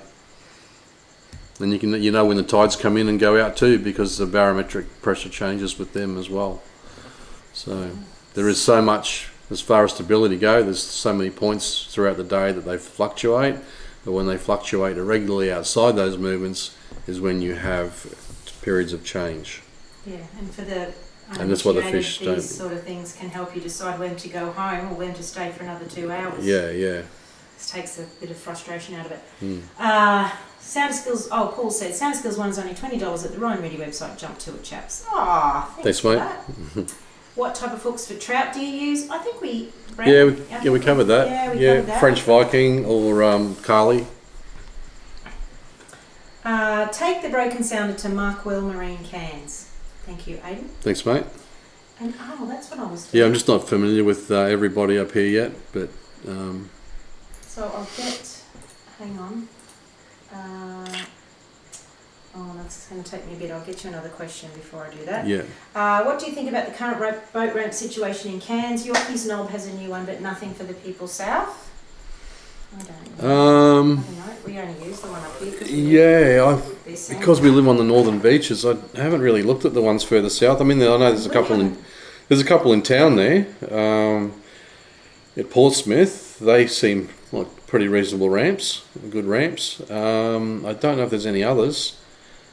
Yeah, we've got Blue Water, we've got the two at Yorkies. Blue Water was always chock-a-block full on it used to be a nightmare up here. They'd be boats stuck around the roundabout and residents trying to get out to go shopping, and they'd be sitting there at the roundabout with 3 boats pulled up around it. But that's all changed a bit here now. The new Yorkies one's taken a bit of pressure off, which is great. But yeah, mate, I'm not too sure about what is available south. I know that there is the 2 main ramps at Portsmouth, but I don't know of any others. I think there's a little one up the inlet too somewhere. But it depends on the population, I guess, because a fair bit of the Cairns population is out this way on the northern beaches. The traffic jams every morning tell me so. But I'm not quite sure, mate. But just lobby the local members if you need a bit of extra room down the south there. That's for sure. Yeah, well, we've got a new council now. Yeah. Hit up your local division representative. Hang on. What are you doing? Getting the link for the fellow that wants to know where to fix his sounder. Just Markwell Marine. You can Google it. FNQ Marine Electronics. FNQ Marine Electronics. Yeah. Had any good trips off Yamba Aluka? No, haven't actually been there at all. No. Well, been to the Gold Coast a bit, but not really down that way. My ex was a commercial fisherman. We used to go out with Tweed, Spanish crabs and snapper. And Spaniards. Indeed. So it used to be good fishing, but that was a long, long time ago. Yeah. Caught any barra at the port? I think these people are reposting their questions because they think I've missed it, but I just haven't gotten down that far. Yeah, sorry guys, and sorry if we don't get to your question either, because I can see Karen scrolling away there. With my bodgy arm. Yeah. What's the go-to top water jack, walk the dog, frog, popper? Oh, there'd be many. So many on the market. S-Pop is a good one. There's a bunch of frogs that work as well. Look up Jim's Fishing. Jimmy, he's a yeah, we got to take him. He's a mad frogger. One day for. Yeah, I know. We've been talking about it for about 2 years. Anyway, well, we have. Yeah. Best lures to fish with in brackish water to chase barra. Depending on the situation, mate. I guess deeper brackish water, the shallower brackish waters, the weight of jig heads if you're using plastics. It all comes down to many different things. How you retrieve. Oh. What have you done? Jeffrey just said to me, Ryan's got a Sunny's filter in IG Live, and I've looked, and you've got sunglasses on, but they're fake sunglasses. I don't know how I've got them on. How do I get it off, Jeffrey? So Karen has turned on Instagram, is it? And I'm apparently wearing a set of fake sunglasses. You are, and it's funny as, and if I had a phone... You're kidding me. I've done this whole thing. No, not the whole thing. It's just started. It's just started. I don't know how. How do I get it off, Jay? He's going to give me instructions. Man. Oh, no, it's gone. Oh, he fixed it. Did he? No, they're back on. I don't know. YouTube and Facebook will be clueless about what's happening here, but he's got... Apparently I'm wearing a set of... He's got like Top Gun aviator mirror sunnies, and in the background you've got like a paddock. You're in the desert, Ryan. What the hell have you done? They're reflecting. Oh my God, that's funny. Anyway. Fuck. If you keep your head down, they bounce onto your hat. That's it, they're on your hat now. Sorry. My head's down because it's shaking. Oh, we'll have to finish up soon anyway. Yeah, I know. We've got another live coming up, so if we haven't got to your questions... I don't know how to get rid of the sunnies. Yeah. That's funny. What's your best advice or fishing method for fishing the Great Barrier Reef? That is a very big question. Well, I love jigging, I suppose, these days more than anything. And of course, yeah, there's always your bait fishing. I mean, pillies are a great bait for most reef species. That's all in the coral trout course, actually. Actually, a coral trout course will be a good all-round generic course for fishing reefs as well. But there's some things in there that highlight what trout do and what you're actually seeing when you look at your sounder. That's the big aha moment for a lot of people. Oh, his voice is going in slow-mo. Oh, what's going on? I don't know. I've touched something. And Karen's had a Karen moment and apparently stuffed up the feed, and I'm wearing all sorts of crazy outfits. So do you want to wind up now before you might have me in a... Colby, go to Bill's Marine for all your sounder needs. Cole, Ryan's son, is working at Bill's Marine now. Yeah. He's selling boats. Go down and see him. You want to see him about a Yamaha motor? Yeah, or a Yami or a Quinny. Yeah. Yeah. So what am I wearing now in this stupid bloody thing? Should we just... No, it's okay. Cara and Emma are trying to remove it, so they're locking. I'll have a tutu on in a minute. So we've got me, you, Cara, Emma and Jeffrey, 5 staff tonight. I've got 5 staff working on and this. Stephen just went home. I've got 5 staff working on this, yet I'm wearing glasses with a crazy background. And a filter like it's like an amber colour, like you're in the desert. Well, actually, if you look in the reflection of the sunglasses that you're wearing, because they're like aviator sunnies, you can see the desert and blue sky. Anyways, sorry people. When is the mud crab? Oh, that's what oh my God, look at all these questions over here. Actually, someone said, what are the next? Come on, let's go on to What new courses are in the pipeline? Yeah. Get bent with Chewy. That was from ages ago, sorry. Yeah, well, the mud crab course, we'll be putting that together as soon as we finish these Coral trout recordings. Next one off so coral trout's filmed and almost complete. Mud crab is filmed. Yep. Long way to go. Next one to film will be September, October. Hopefully mud crab will be nearly finished by then. Well, actually, hopefully. It will be. It'll be ready for October launch. Then we're going to do Red Emperor / Nanny Guy. The bigger tropical snappers. So next year it's going to be probably for beginers. Kids. Boating, boating and weather? Because so many people have had accidents recently. So many people are going in the Well, water. you know, there's more and more boats on the water too, and a lot of people are beginners. And a 2-day course doesn't teach you nothing. No. That's the new courses in the pipeline. But at the next one, coral trout, then mud crabs, and then the others are a long way off. We haven't even started them. That's right. $1 million barragon. I've been getting a couple of barra off Lead Point rocks every few days, but wasn't to be for the dollars. Barra and cold sore wraps are great tonight. That's Adam Must. Cool. At least you're catching a few fish, mate. That's the most important thing. Yes, Robert Allen. SIP's money goes to stock the impoundments, not to coastal groups, of course, because it's impoundment money. Yeah. So we will talk to the releasing guys salt doing water. releasing the live fish. Yeah. When we go and that's true. help them out and find out what the go is. So we're a bit ignorant on that one. Sorry, being saltwater people. Yeah. How's Ron's new solid carbon jig rods going? Very good. These solid series, Ronnie Farron from Salty Dog Custom Rods. He's got a couple of cheaper alternatives instead of buying $800 and $900 outfits. For around a third of the price, you can get some really good jigging sticks. He's solid series, so check them out. We've got some coming up in some of our videos when they get edited. Apparently there's something down the bottom here, but it's not there. Oh look, just leave it. If I'm wearing a tutu with pink sunnies or whatever, just let it go. Emma said to try and put the makeup one on you. Oh, But I can't even. let's not go there. I can't even find them. Questions? Oh yeah, questions. Over there on that one. Ron's new solid carbon jig rods. And if you want to get into one of Roddy Farron's rods, a custom rod, I think we've got his details on our Blogs. Yeah. Or you can, I don't know. I'll try and get the link.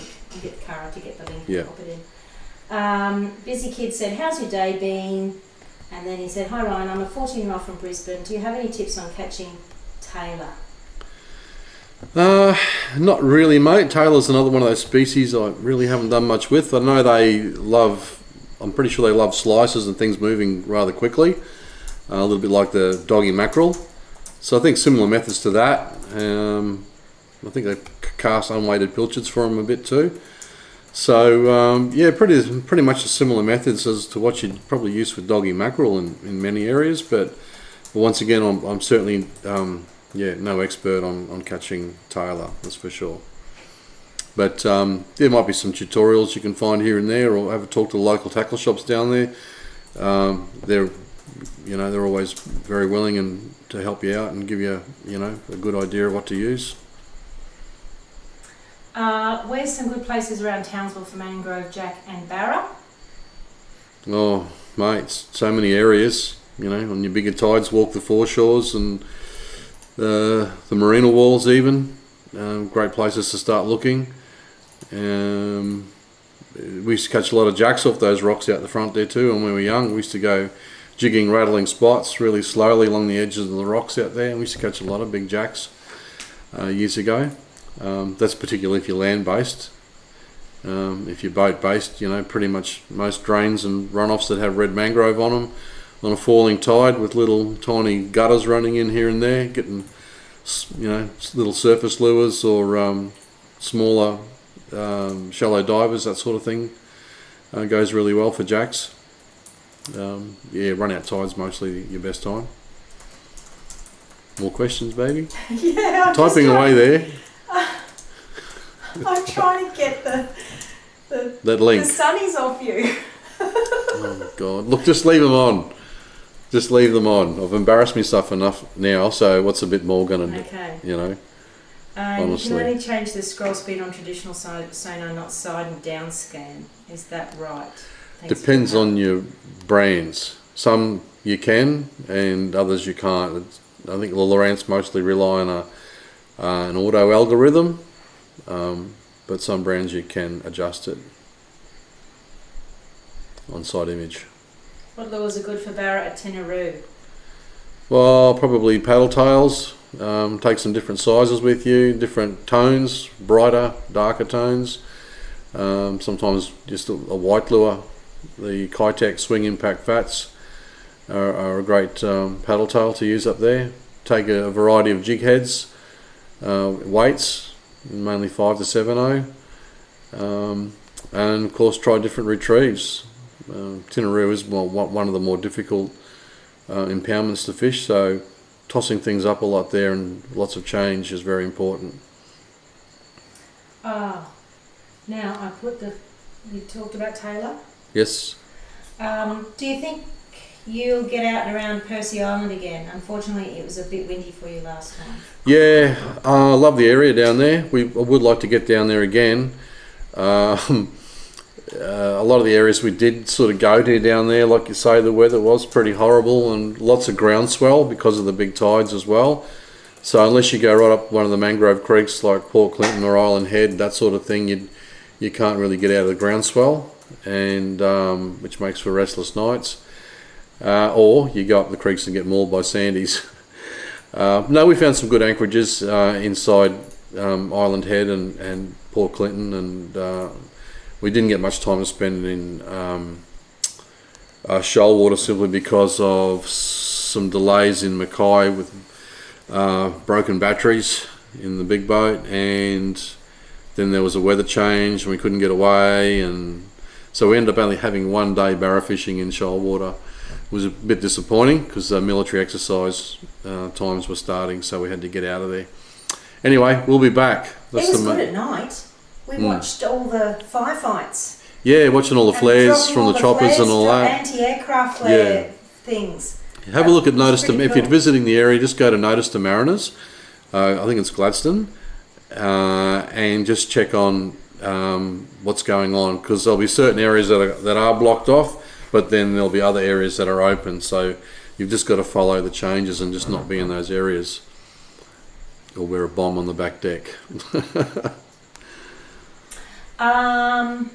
What brand of cast net were they? The ones, we had them made, our own. Yeah. No particular RMF brand. We had them made up, but. So Mudcrab tutorial is coming out October. No, Mudcrabs, October, November. Well, I'm saying December, but anyway, Ryan's got wishful thinking. Yamaha or Evinrude, what's been your favourite outboard? Well, I've had Evinrudes my entire life until they ceased making them. The G2, which we've got on there now, it's actually a good motor. It's totally different to the G1s, where there was a few issues with injectors, and some models had bad oil pumps, and I mean, like every brand. And the G1's did get a bit of a bad name because a lot of people were running the wrong oil in them. You can program them to take TCW3 or the synthetic Evinrude brand of oil. So the synthetic uses less, but it's more expensive, whereas TCW3 uses more, but it's a lot cheaper. So you have to have the motors programmed one way or the other. People were going away with synthetic programmed, running out of oil and not even thinking, and just going down the shop and buying TCW3. So it's going in at a slower rate. So a lot of people were cooking the engines like that, and that did give them a bad name, even though it really didn't have much to do with the engines. I fixed your sunny problem. You fixed the sunglasses problem. And a whole heap of love hearts came up. Really? Has everyone I'm worried about what else that's going to have me wear them. Oh. No, I won't. G-string. I accidentally pushed it. Baron Freddie's going nuts in the Gulf. Yeah, good time of year up there. Us, particularly after those early rains, I imagine by now things are starting to hot up again. Peter said, I think this is going back to when we were talking, this is how far behind we are. We're talking about competitions. Yeah. Then you have a drama like the Barra Nationals just had, best to steer clear of the comps. I don't know what the drama was, but one of our Barra Basics students nailed it. What do you get, 72 fish or something like that? We've got to reach out Tristan. and say g'day to him. Tristan. He nailed it this year, which is great. So we've had so many Barra Basics students win competitions. Win money. Yeah. Sounder Skills too, win money. Fanny Fingermark on the snapper. Yeah. We've had so Little many Ships Club. Little Ships Club going. Yeah, he's won that a few years in a row, I think. Huge snapper, Big snapper in the bay. People don't even believe him when he says where he caught them. So you might even win your money back. And if you go and catch $1 million barra, even better. Even better. Mark Halpin said the shark database is a good idea. I don't know about that. I don't know about it, so I'll have a look it up. Shark database. No, he's probably saying a shark database is a good idea. Facebook page. The shark database. There will be people that already do that. Well, I'm hoping so because we are a bit full on with things. It's just something extra. Putting everybody's attention into one thing than having. Anyway, we'll do some research and see if we can find a place where people can actually do this. Yeah, and we'll write a blog. I'm just a bit worried it might get out of control and it might get out of my hands because I don't think like being on social media all day. I like to live in the real world too. Yeah, well, it's better for you. And now our eyes are going cross-eyed from looking at little screens. What's your thoughts on the new 75 horsepower Suzuki? Mate, I really don't know. I haven't used the Suzuki for a while. Oh, I thought you were talking about ours, but it's a 70 Yamaha. Yeah, we got the 70 Yami on the 4.6. We had a Suzuki on the Bonito that we had that time. When we first filmed Sound Skills 2, we got a Bonito just for a while till we got our custom. So that was that's the only Suzuki I've used, mate. So sorry, I can't really help you out with. Yeah, it was pretty good. We liked it. What was it, a 115? Yeah, I think it was a 115. Just noticed that it was expensive to service in comparison to your Evinrude. Yeah. The two-stroke. Less power. It's going to be hard to replace your Evinrudes, isn't it? Your two-strokes. G2's been a good motor. Steering sensors. That's the only problem with them. Yeah, we've done 2 of them, but everything else has been good. Apart from an injector we boiled ourselves. That wasn't the boat's fault. It wasn't the boat's fault. It wasn't the motor's fault. It was Karen's fault. Because I didn't realise I was filling up the fuel tank with water because the little shells were facing the wrong way. Yeah, But that wasn't even my fault. I just happened to be surf riding your wake and jumping your wake in the big storm. Having a lot of fun. And you're bearing the nose, and of course the shells had turned around. Instead of being breathers, they became intakes. Yeah, but that's because the fender. The alarms went off.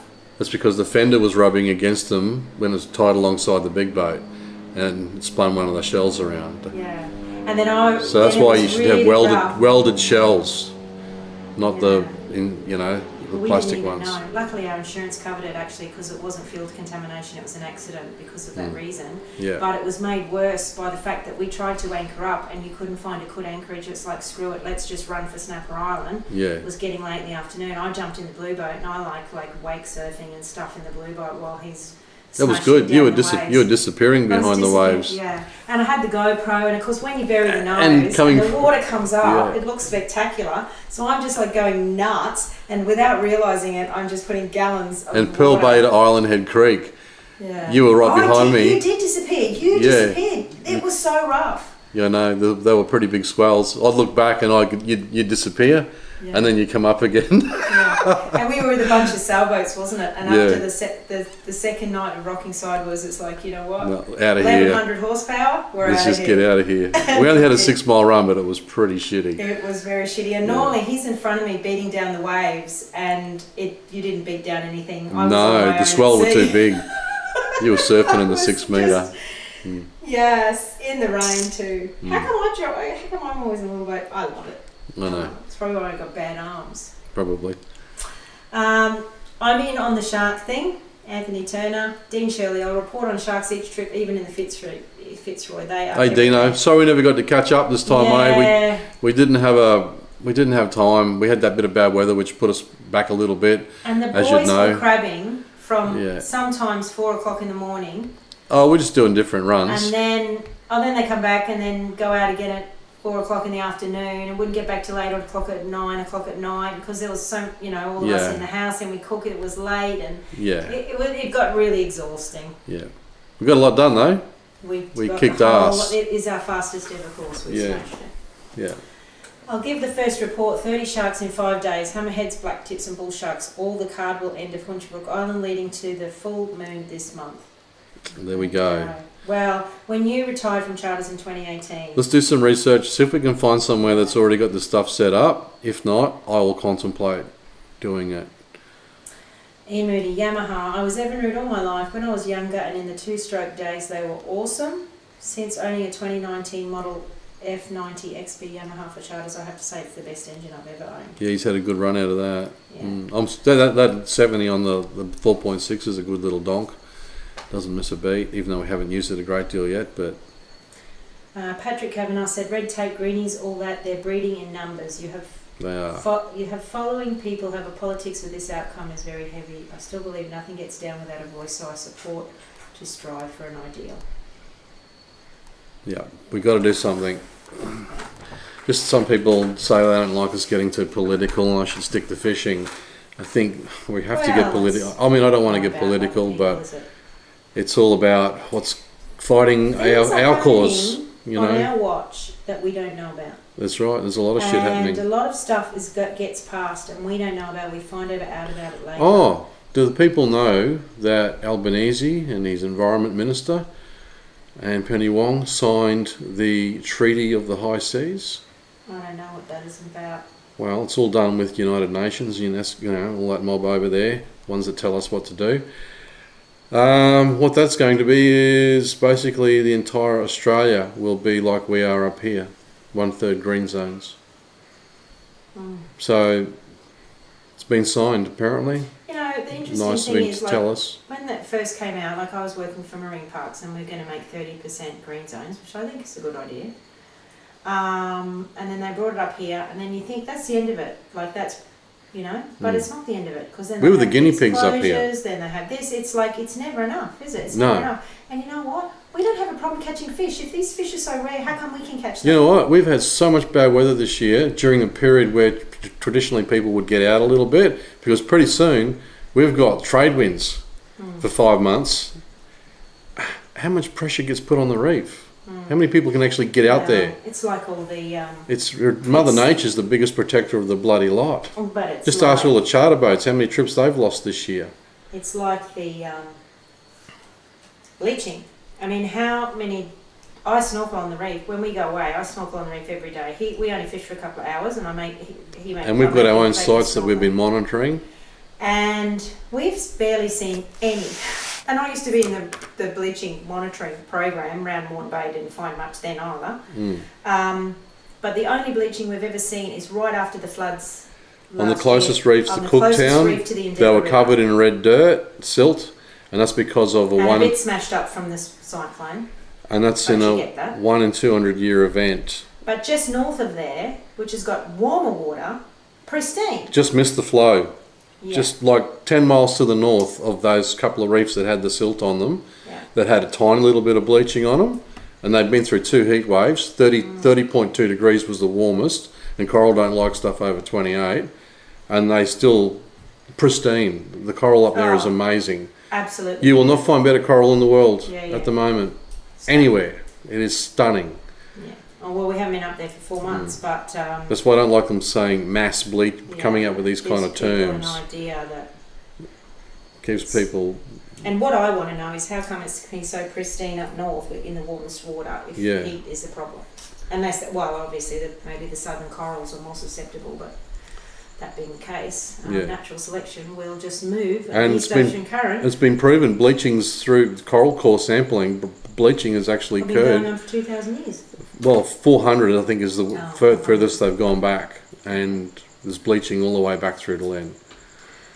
So all for science, but you know sometimes your evidence from your own eyes is like, huh?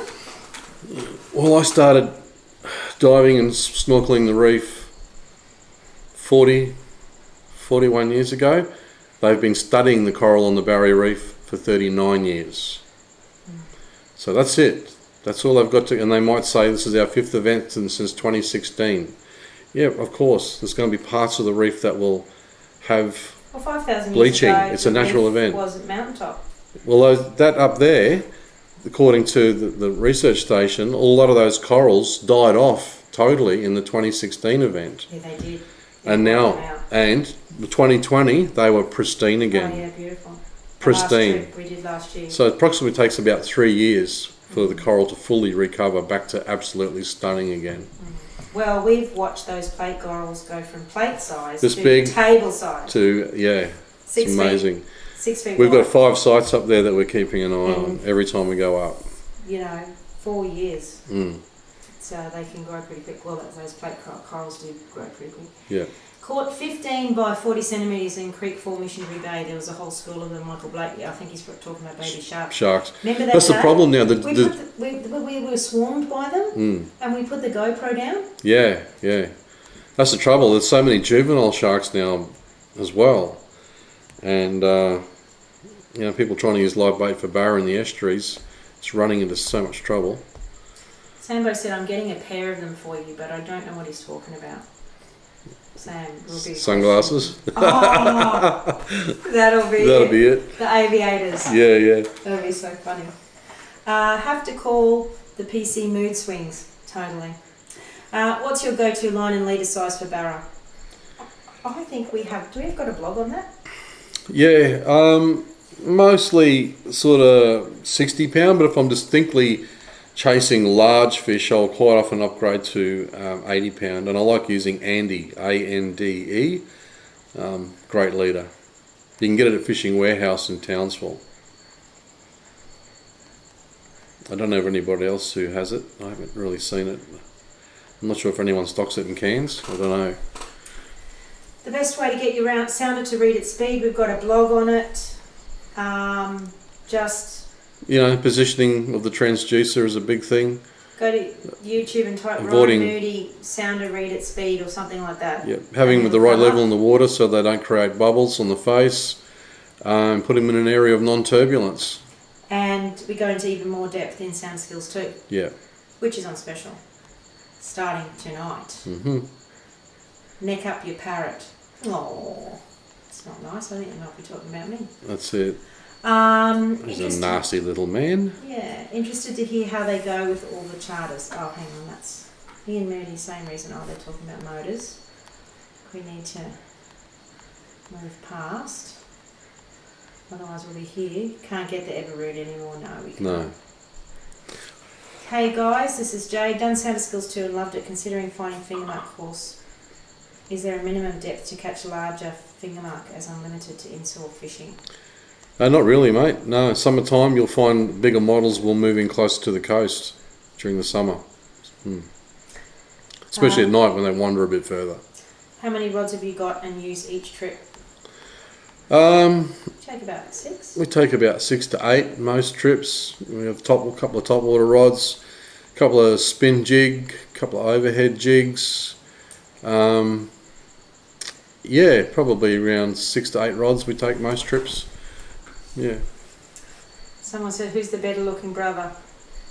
Oh, we think we know, the answer to that already. I say honey bunny. So the guy that wrote the comment about the parrot, he can probably just vomit his way off now. After me calling you honey bunny. Oh, he's going to love that then, isn't he? Yeah, that's right. Yeah. Ryan is. Sorry, Ian. Come on, questions. Ian come on, we're going to wind this up soon. Ian. Thanks for the FaceTime. I need to get to work. It has to be Ian. He has more experience with trainees. Definitely. Hard to get good help. Definitely he is. True. Yeah. Ryan, yeah. How well does Ryan's Northern Reef advice work for southern New South Wales, please, Karen? I'll let Ryan answer that. No, I won't go there. I don't know nothing about the southern corals. I think it all goes back to kelp in a lot of areas down there. Different stuff.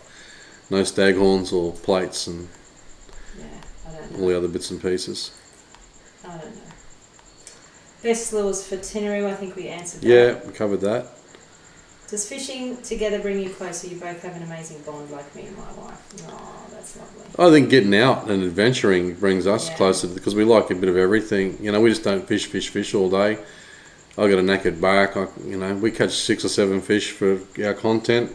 Sometimes it only takes half an hour, 2 hours, and then we go swimming and exploring islands and take the dogs for a walk. And just do all beach combing, all sorts of things. Have a nanny nap. Years ago, I was fish all day, but nowadays it's I still enjoy it, but I don't have to. And what am I going to do with 30 or 40 fish for each day? We give away, we let go what we can. Give some to the oddies. We keep 1 or 2 for ourselves, and then give a couple to the oddies. And if we catch them in deep water, and if you want to keep fishing, we need more content. You'll go into. I'll go into the shallows to do some top water or something different, and forget about barra trauma. Are you planning another Swains trip sometime? Oh, it's on my bucket list. It's on our bucket list, mate. The last one was a bit of a disaster with the water tank, as many of you would know. We got the Townsville and the water tank split. But I want to go south again. I want to get back down there around the Percy's, and we did have a lot of trouble with sharks around the Percy's, but Port Clinton and a lot of those areas up there, I'm pretty keen to get back and have a bit of a look at. We were catching giant GTs. One of the blogs coming out shortly is catching estuary pelagics down there, and we had this giant ball of herring come up past the headland. This big black stain in the water, and there was GTs and sharks and everything cruising through it, and that was good fun. Catching big GTs on bait casters. That was your birthday. Yeah, it was too. Yeah, I was on the big boat. Yeah. And I could hear you guys hollering. Yeah, that was good fun. That was the best fun I've had for a while. Yeah. Side casting these big GTs and in amongst the sharks. Side casting's fun, eh? When's a good time for snapper in Brisbane? Well, I think in the cooler period, a lot of the fish tend to come in the bay a little bit more. So depending on your boat, how far you can get out, all that sort of thing. If you have got a boat that can get around the other side of Moreton, getting out to that 50 metres, 80 metres, 80 for the pearlies. Found some great pearlies down there on our last trip wide of Moreton. Then we went to Malula Bay last year, actually, and found a lot of pearlies, schools and juveniles, smaller snapper up to a couple of kilos, 3 kilos sort of thing. If you want the real big snappers, generally you've got to go out a fair bit further down there now, out past the drop off. What are you doing? I'm talking to my team. Okay. Yang Theo, the video edits have been amazing. Keep up what you're doing. That's Stephen. He's been great. Yeah, I don't do any editing anymore, which is very good. Here's a challenge for you, Ryan. Catch a mud crab on fly. Yeah, that's certainly a challenge. You probably could if there was one on the mud, maybe. They do grab things, don't they? I've caught one without hooking it before. I just grabbed onto my bait and I lifted the stupid thing into the boat and then it let go. Me and my brother was only young and it let go and then we nearly had to jump overboard because we didn't know what to do with it. I actually enjoyed getting back into the crabbing. Yeah. I'm going to do it again more often. You enjoyed it? Because Colby loves it. Yeah. So it'd be a good time to go pick up Geordie on the way through and head to Hinchy and put some pots in like the old days. Yeah. You can't cull sharks, but you have to have mackerel limits. Yeah, exactly, mate. Exactly. There's a lot of people in other parts of the world telling our government what to do as far as fisheries and the barrier reef goes. They sign these agreements with overseas countries without consulting with us, and then we're left in the dark. That's what I think is the most annoying. Yeah. I've had the DF70A 2015 over 500 hours and hasn't missed a beat. The new 75 is basically the same motor, lighter 75 in the class and 1.5 litre engine. But the Suzuki's? I'm not. Okay. Ryan, you should join Babinda Open Fishing Comp on the 13th, 14th, 15th of September. We get a lot of invites to fishing comps and all sorts of things. Just unfortunate we can't. Do you have a video of those big swell conditions? I would have videoed you from behind. That'll be in the. No, only if I had the GoPro because I had most. I can't remember. On the steering wheel. Yeah, I can't remember. I did download all the stuff from that period. That's all still got to be looked at and edited yet. That's separate to our trip. That was on our way back, and it was just you and me. Stephen didn't come for that. That's when we went to the Percy's and. The roughest conditions we ever got though was going around Cape Bowling Green. We didn't have a blue boat in tow. Thank God. Bowling Green to Cape Upstart on our way down. I was hanging on with both arms. We couldn't film, we couldn't do anything, and I was looking top level of the waves as we went down. Up in the flybridge. Sitting in the flybridge. Yeah. And I had to take such an angle to get to Cape Upstart. I had to take such an angle that I nearly wound up in the mouth of the Burdekin. And we tried, didn't we? We tried wallowing in. And that's in a 40-foot game boat, mind you. At 5 knots, and we tried on the plane, and we tried everything. The forecast was only 15 to 20, but whatever happened that day happened. It was insane. We were swearing at bombs. Got to behind Cape Upstart, went downstairs, and it was shit from arsehole to breakfast the whole time. cabin had fallen apart. But in the middle of it, Roxy started barking. She needed to go to the toilet. We're on the flybridge. And she's standing at the top of the stairs, and we're like, oh my God, get her back, because like it was so rough. Yeah. And we had to just wallow in it while we took I had to run down sea for a bit while she went to the loo. Yeah. Anyway, that was fun. Yeah, it was funny. Yeah. And I was like, my God, I'm over it. But then the next day's a good day. Caught a juvenile shark today in a local spot, which in the past has never seen any. Yeah, well, they're spreading. Well, the thing is with bull sharks too, they're freshwater reaches and all that. They're very resilient shark. They'll get to many areas.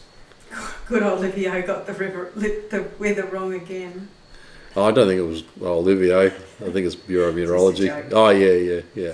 A blog with Ryan and Peter Ridd would be a great listen. Yes. Yeah, he definitely is on the list. Yes. Yeah, that would be great. Podcast would be good. We can interview all these sort of people and, try and stem the propaganda out there and get the real information. All right, it's been 2 hours, so I'm going to wrap up these questions. Yes. What are your thoughts on the GT56 transducer on Garmin Ultra 125 SV for estuary fishing and offshore up to 60 metres, or is there a better transducer? Perfect. If you're going up to 60 metres, no problem, because 455 side image with 500 watts will still serve you pretty well out there. If you're going deeper than that, of course, you're better off going the 51, or if you fish offshore all the time, maybe the 51. But the 56 is very good inshore and out to 60 metres for side image, 50, 60 metres before you start losing your coverage. FNQ Outdoor Adventures got my PB Creek finger mark Friday night, 42 centimetres land-based. Nice, mate, especially land-based. Yeah, They do come into the shallows at times. There are tides where they come in to the shallows, and it's all in the course. Catch them in a metre of water. Yep. Finding finger marks on sale for 40% off currently. Yes. Anyway, guys, One more question. Then we're going to. Oh, okay. It's just good night, Mr. and Mrs. Moody. I hope all is well. Are you selling your awesome drawstring cast nets again? No, it's not just yet. Asking. I know we have got a lot of people asking. Maybe we should just put in another order. Well, let's just see. Okay, we've got a bit of research to do. Don't want to try putting the price up too much. That's all. No, because covering the postage. But anyway, it might be. Anyway, we'll see. We will think about it. Yeah. But at the moment, courses are on sale up to 50% off. And yes, our May Madness sale goes till the 14th. The 14th. So it's a 2-week sale. Mad prices on all our courses. This is the year if you want to get in to do our stuff. Our 10th birthday anniversary year. Thank you everybody else for joining us. Yeah, and sorry guys, after these lives I do get lots and lots of friend requests, but I haven't been taking friend requests on my personal page for a number of years because there's so many of them are scams. You don't know who's who, what's what, and I don't really look at a lot on I mostly use it to answer the groups, our social media groups, and everything else you can keep up with on our RMF page. So if you want to chat with him, jump into one of our courses because he's in those groups all the time, because with all the different channels we just can't possibly answer questions all day. We used to do it for a while, but it was just too... So if I don't accept your friend requests, I'm really sorry. It's just the last thing we need is getting scammed and hacked, and we cop it a fair bit. So jump into the study groups in the private courses if you want to chat with Ryan and ask him whatever questions you want. He's an open book. All right. With sunglasses on. Quite a few people have said they're going to get you. They want. Do we get ABA? I'm interested to have a look at this. Yeah. Shall we see what else? No, get out of it! Don't trust you. You and technology suck. Wants to put some makeup and some beautiful lovely. lashes on you. Yeah. Anyway, okay, guys, thanks for tuning in tonight. Sorry if we haven't got to any questions. You can try Look, again. we've tried our best to get to all of them. Yeah. It's just a bit time. And next live is in about a week or so. Yeah. We'll let everybody Thank you, know. everyone, for the questions. Yeah, and we always like to find out, your opinions on different things to do with the fishery as well. That's what it's all about. We've got to discuss these things because there is a lot against anglers these days. Opposing views, Yeah, I that's used for sure. To be a full-on greenie, You were conservative, bluffed, lady. Woke as they come. You were bluffed. Didn't I? And who pulled you into the line? Well, I just started using my eyes, I guess, and practicality and common sense. And I still am a bit left-leaning, but some things now are just like, what? Yeah, definitely. So, all right, thanks guys. We'll see you in the next live, and that's in a week or so. We'll put it out there when it's coming. Beautiful. So any more questions, get them ready. We'll talk to you then. See ya. Oh, how do I turn this off now? The off button. Oh.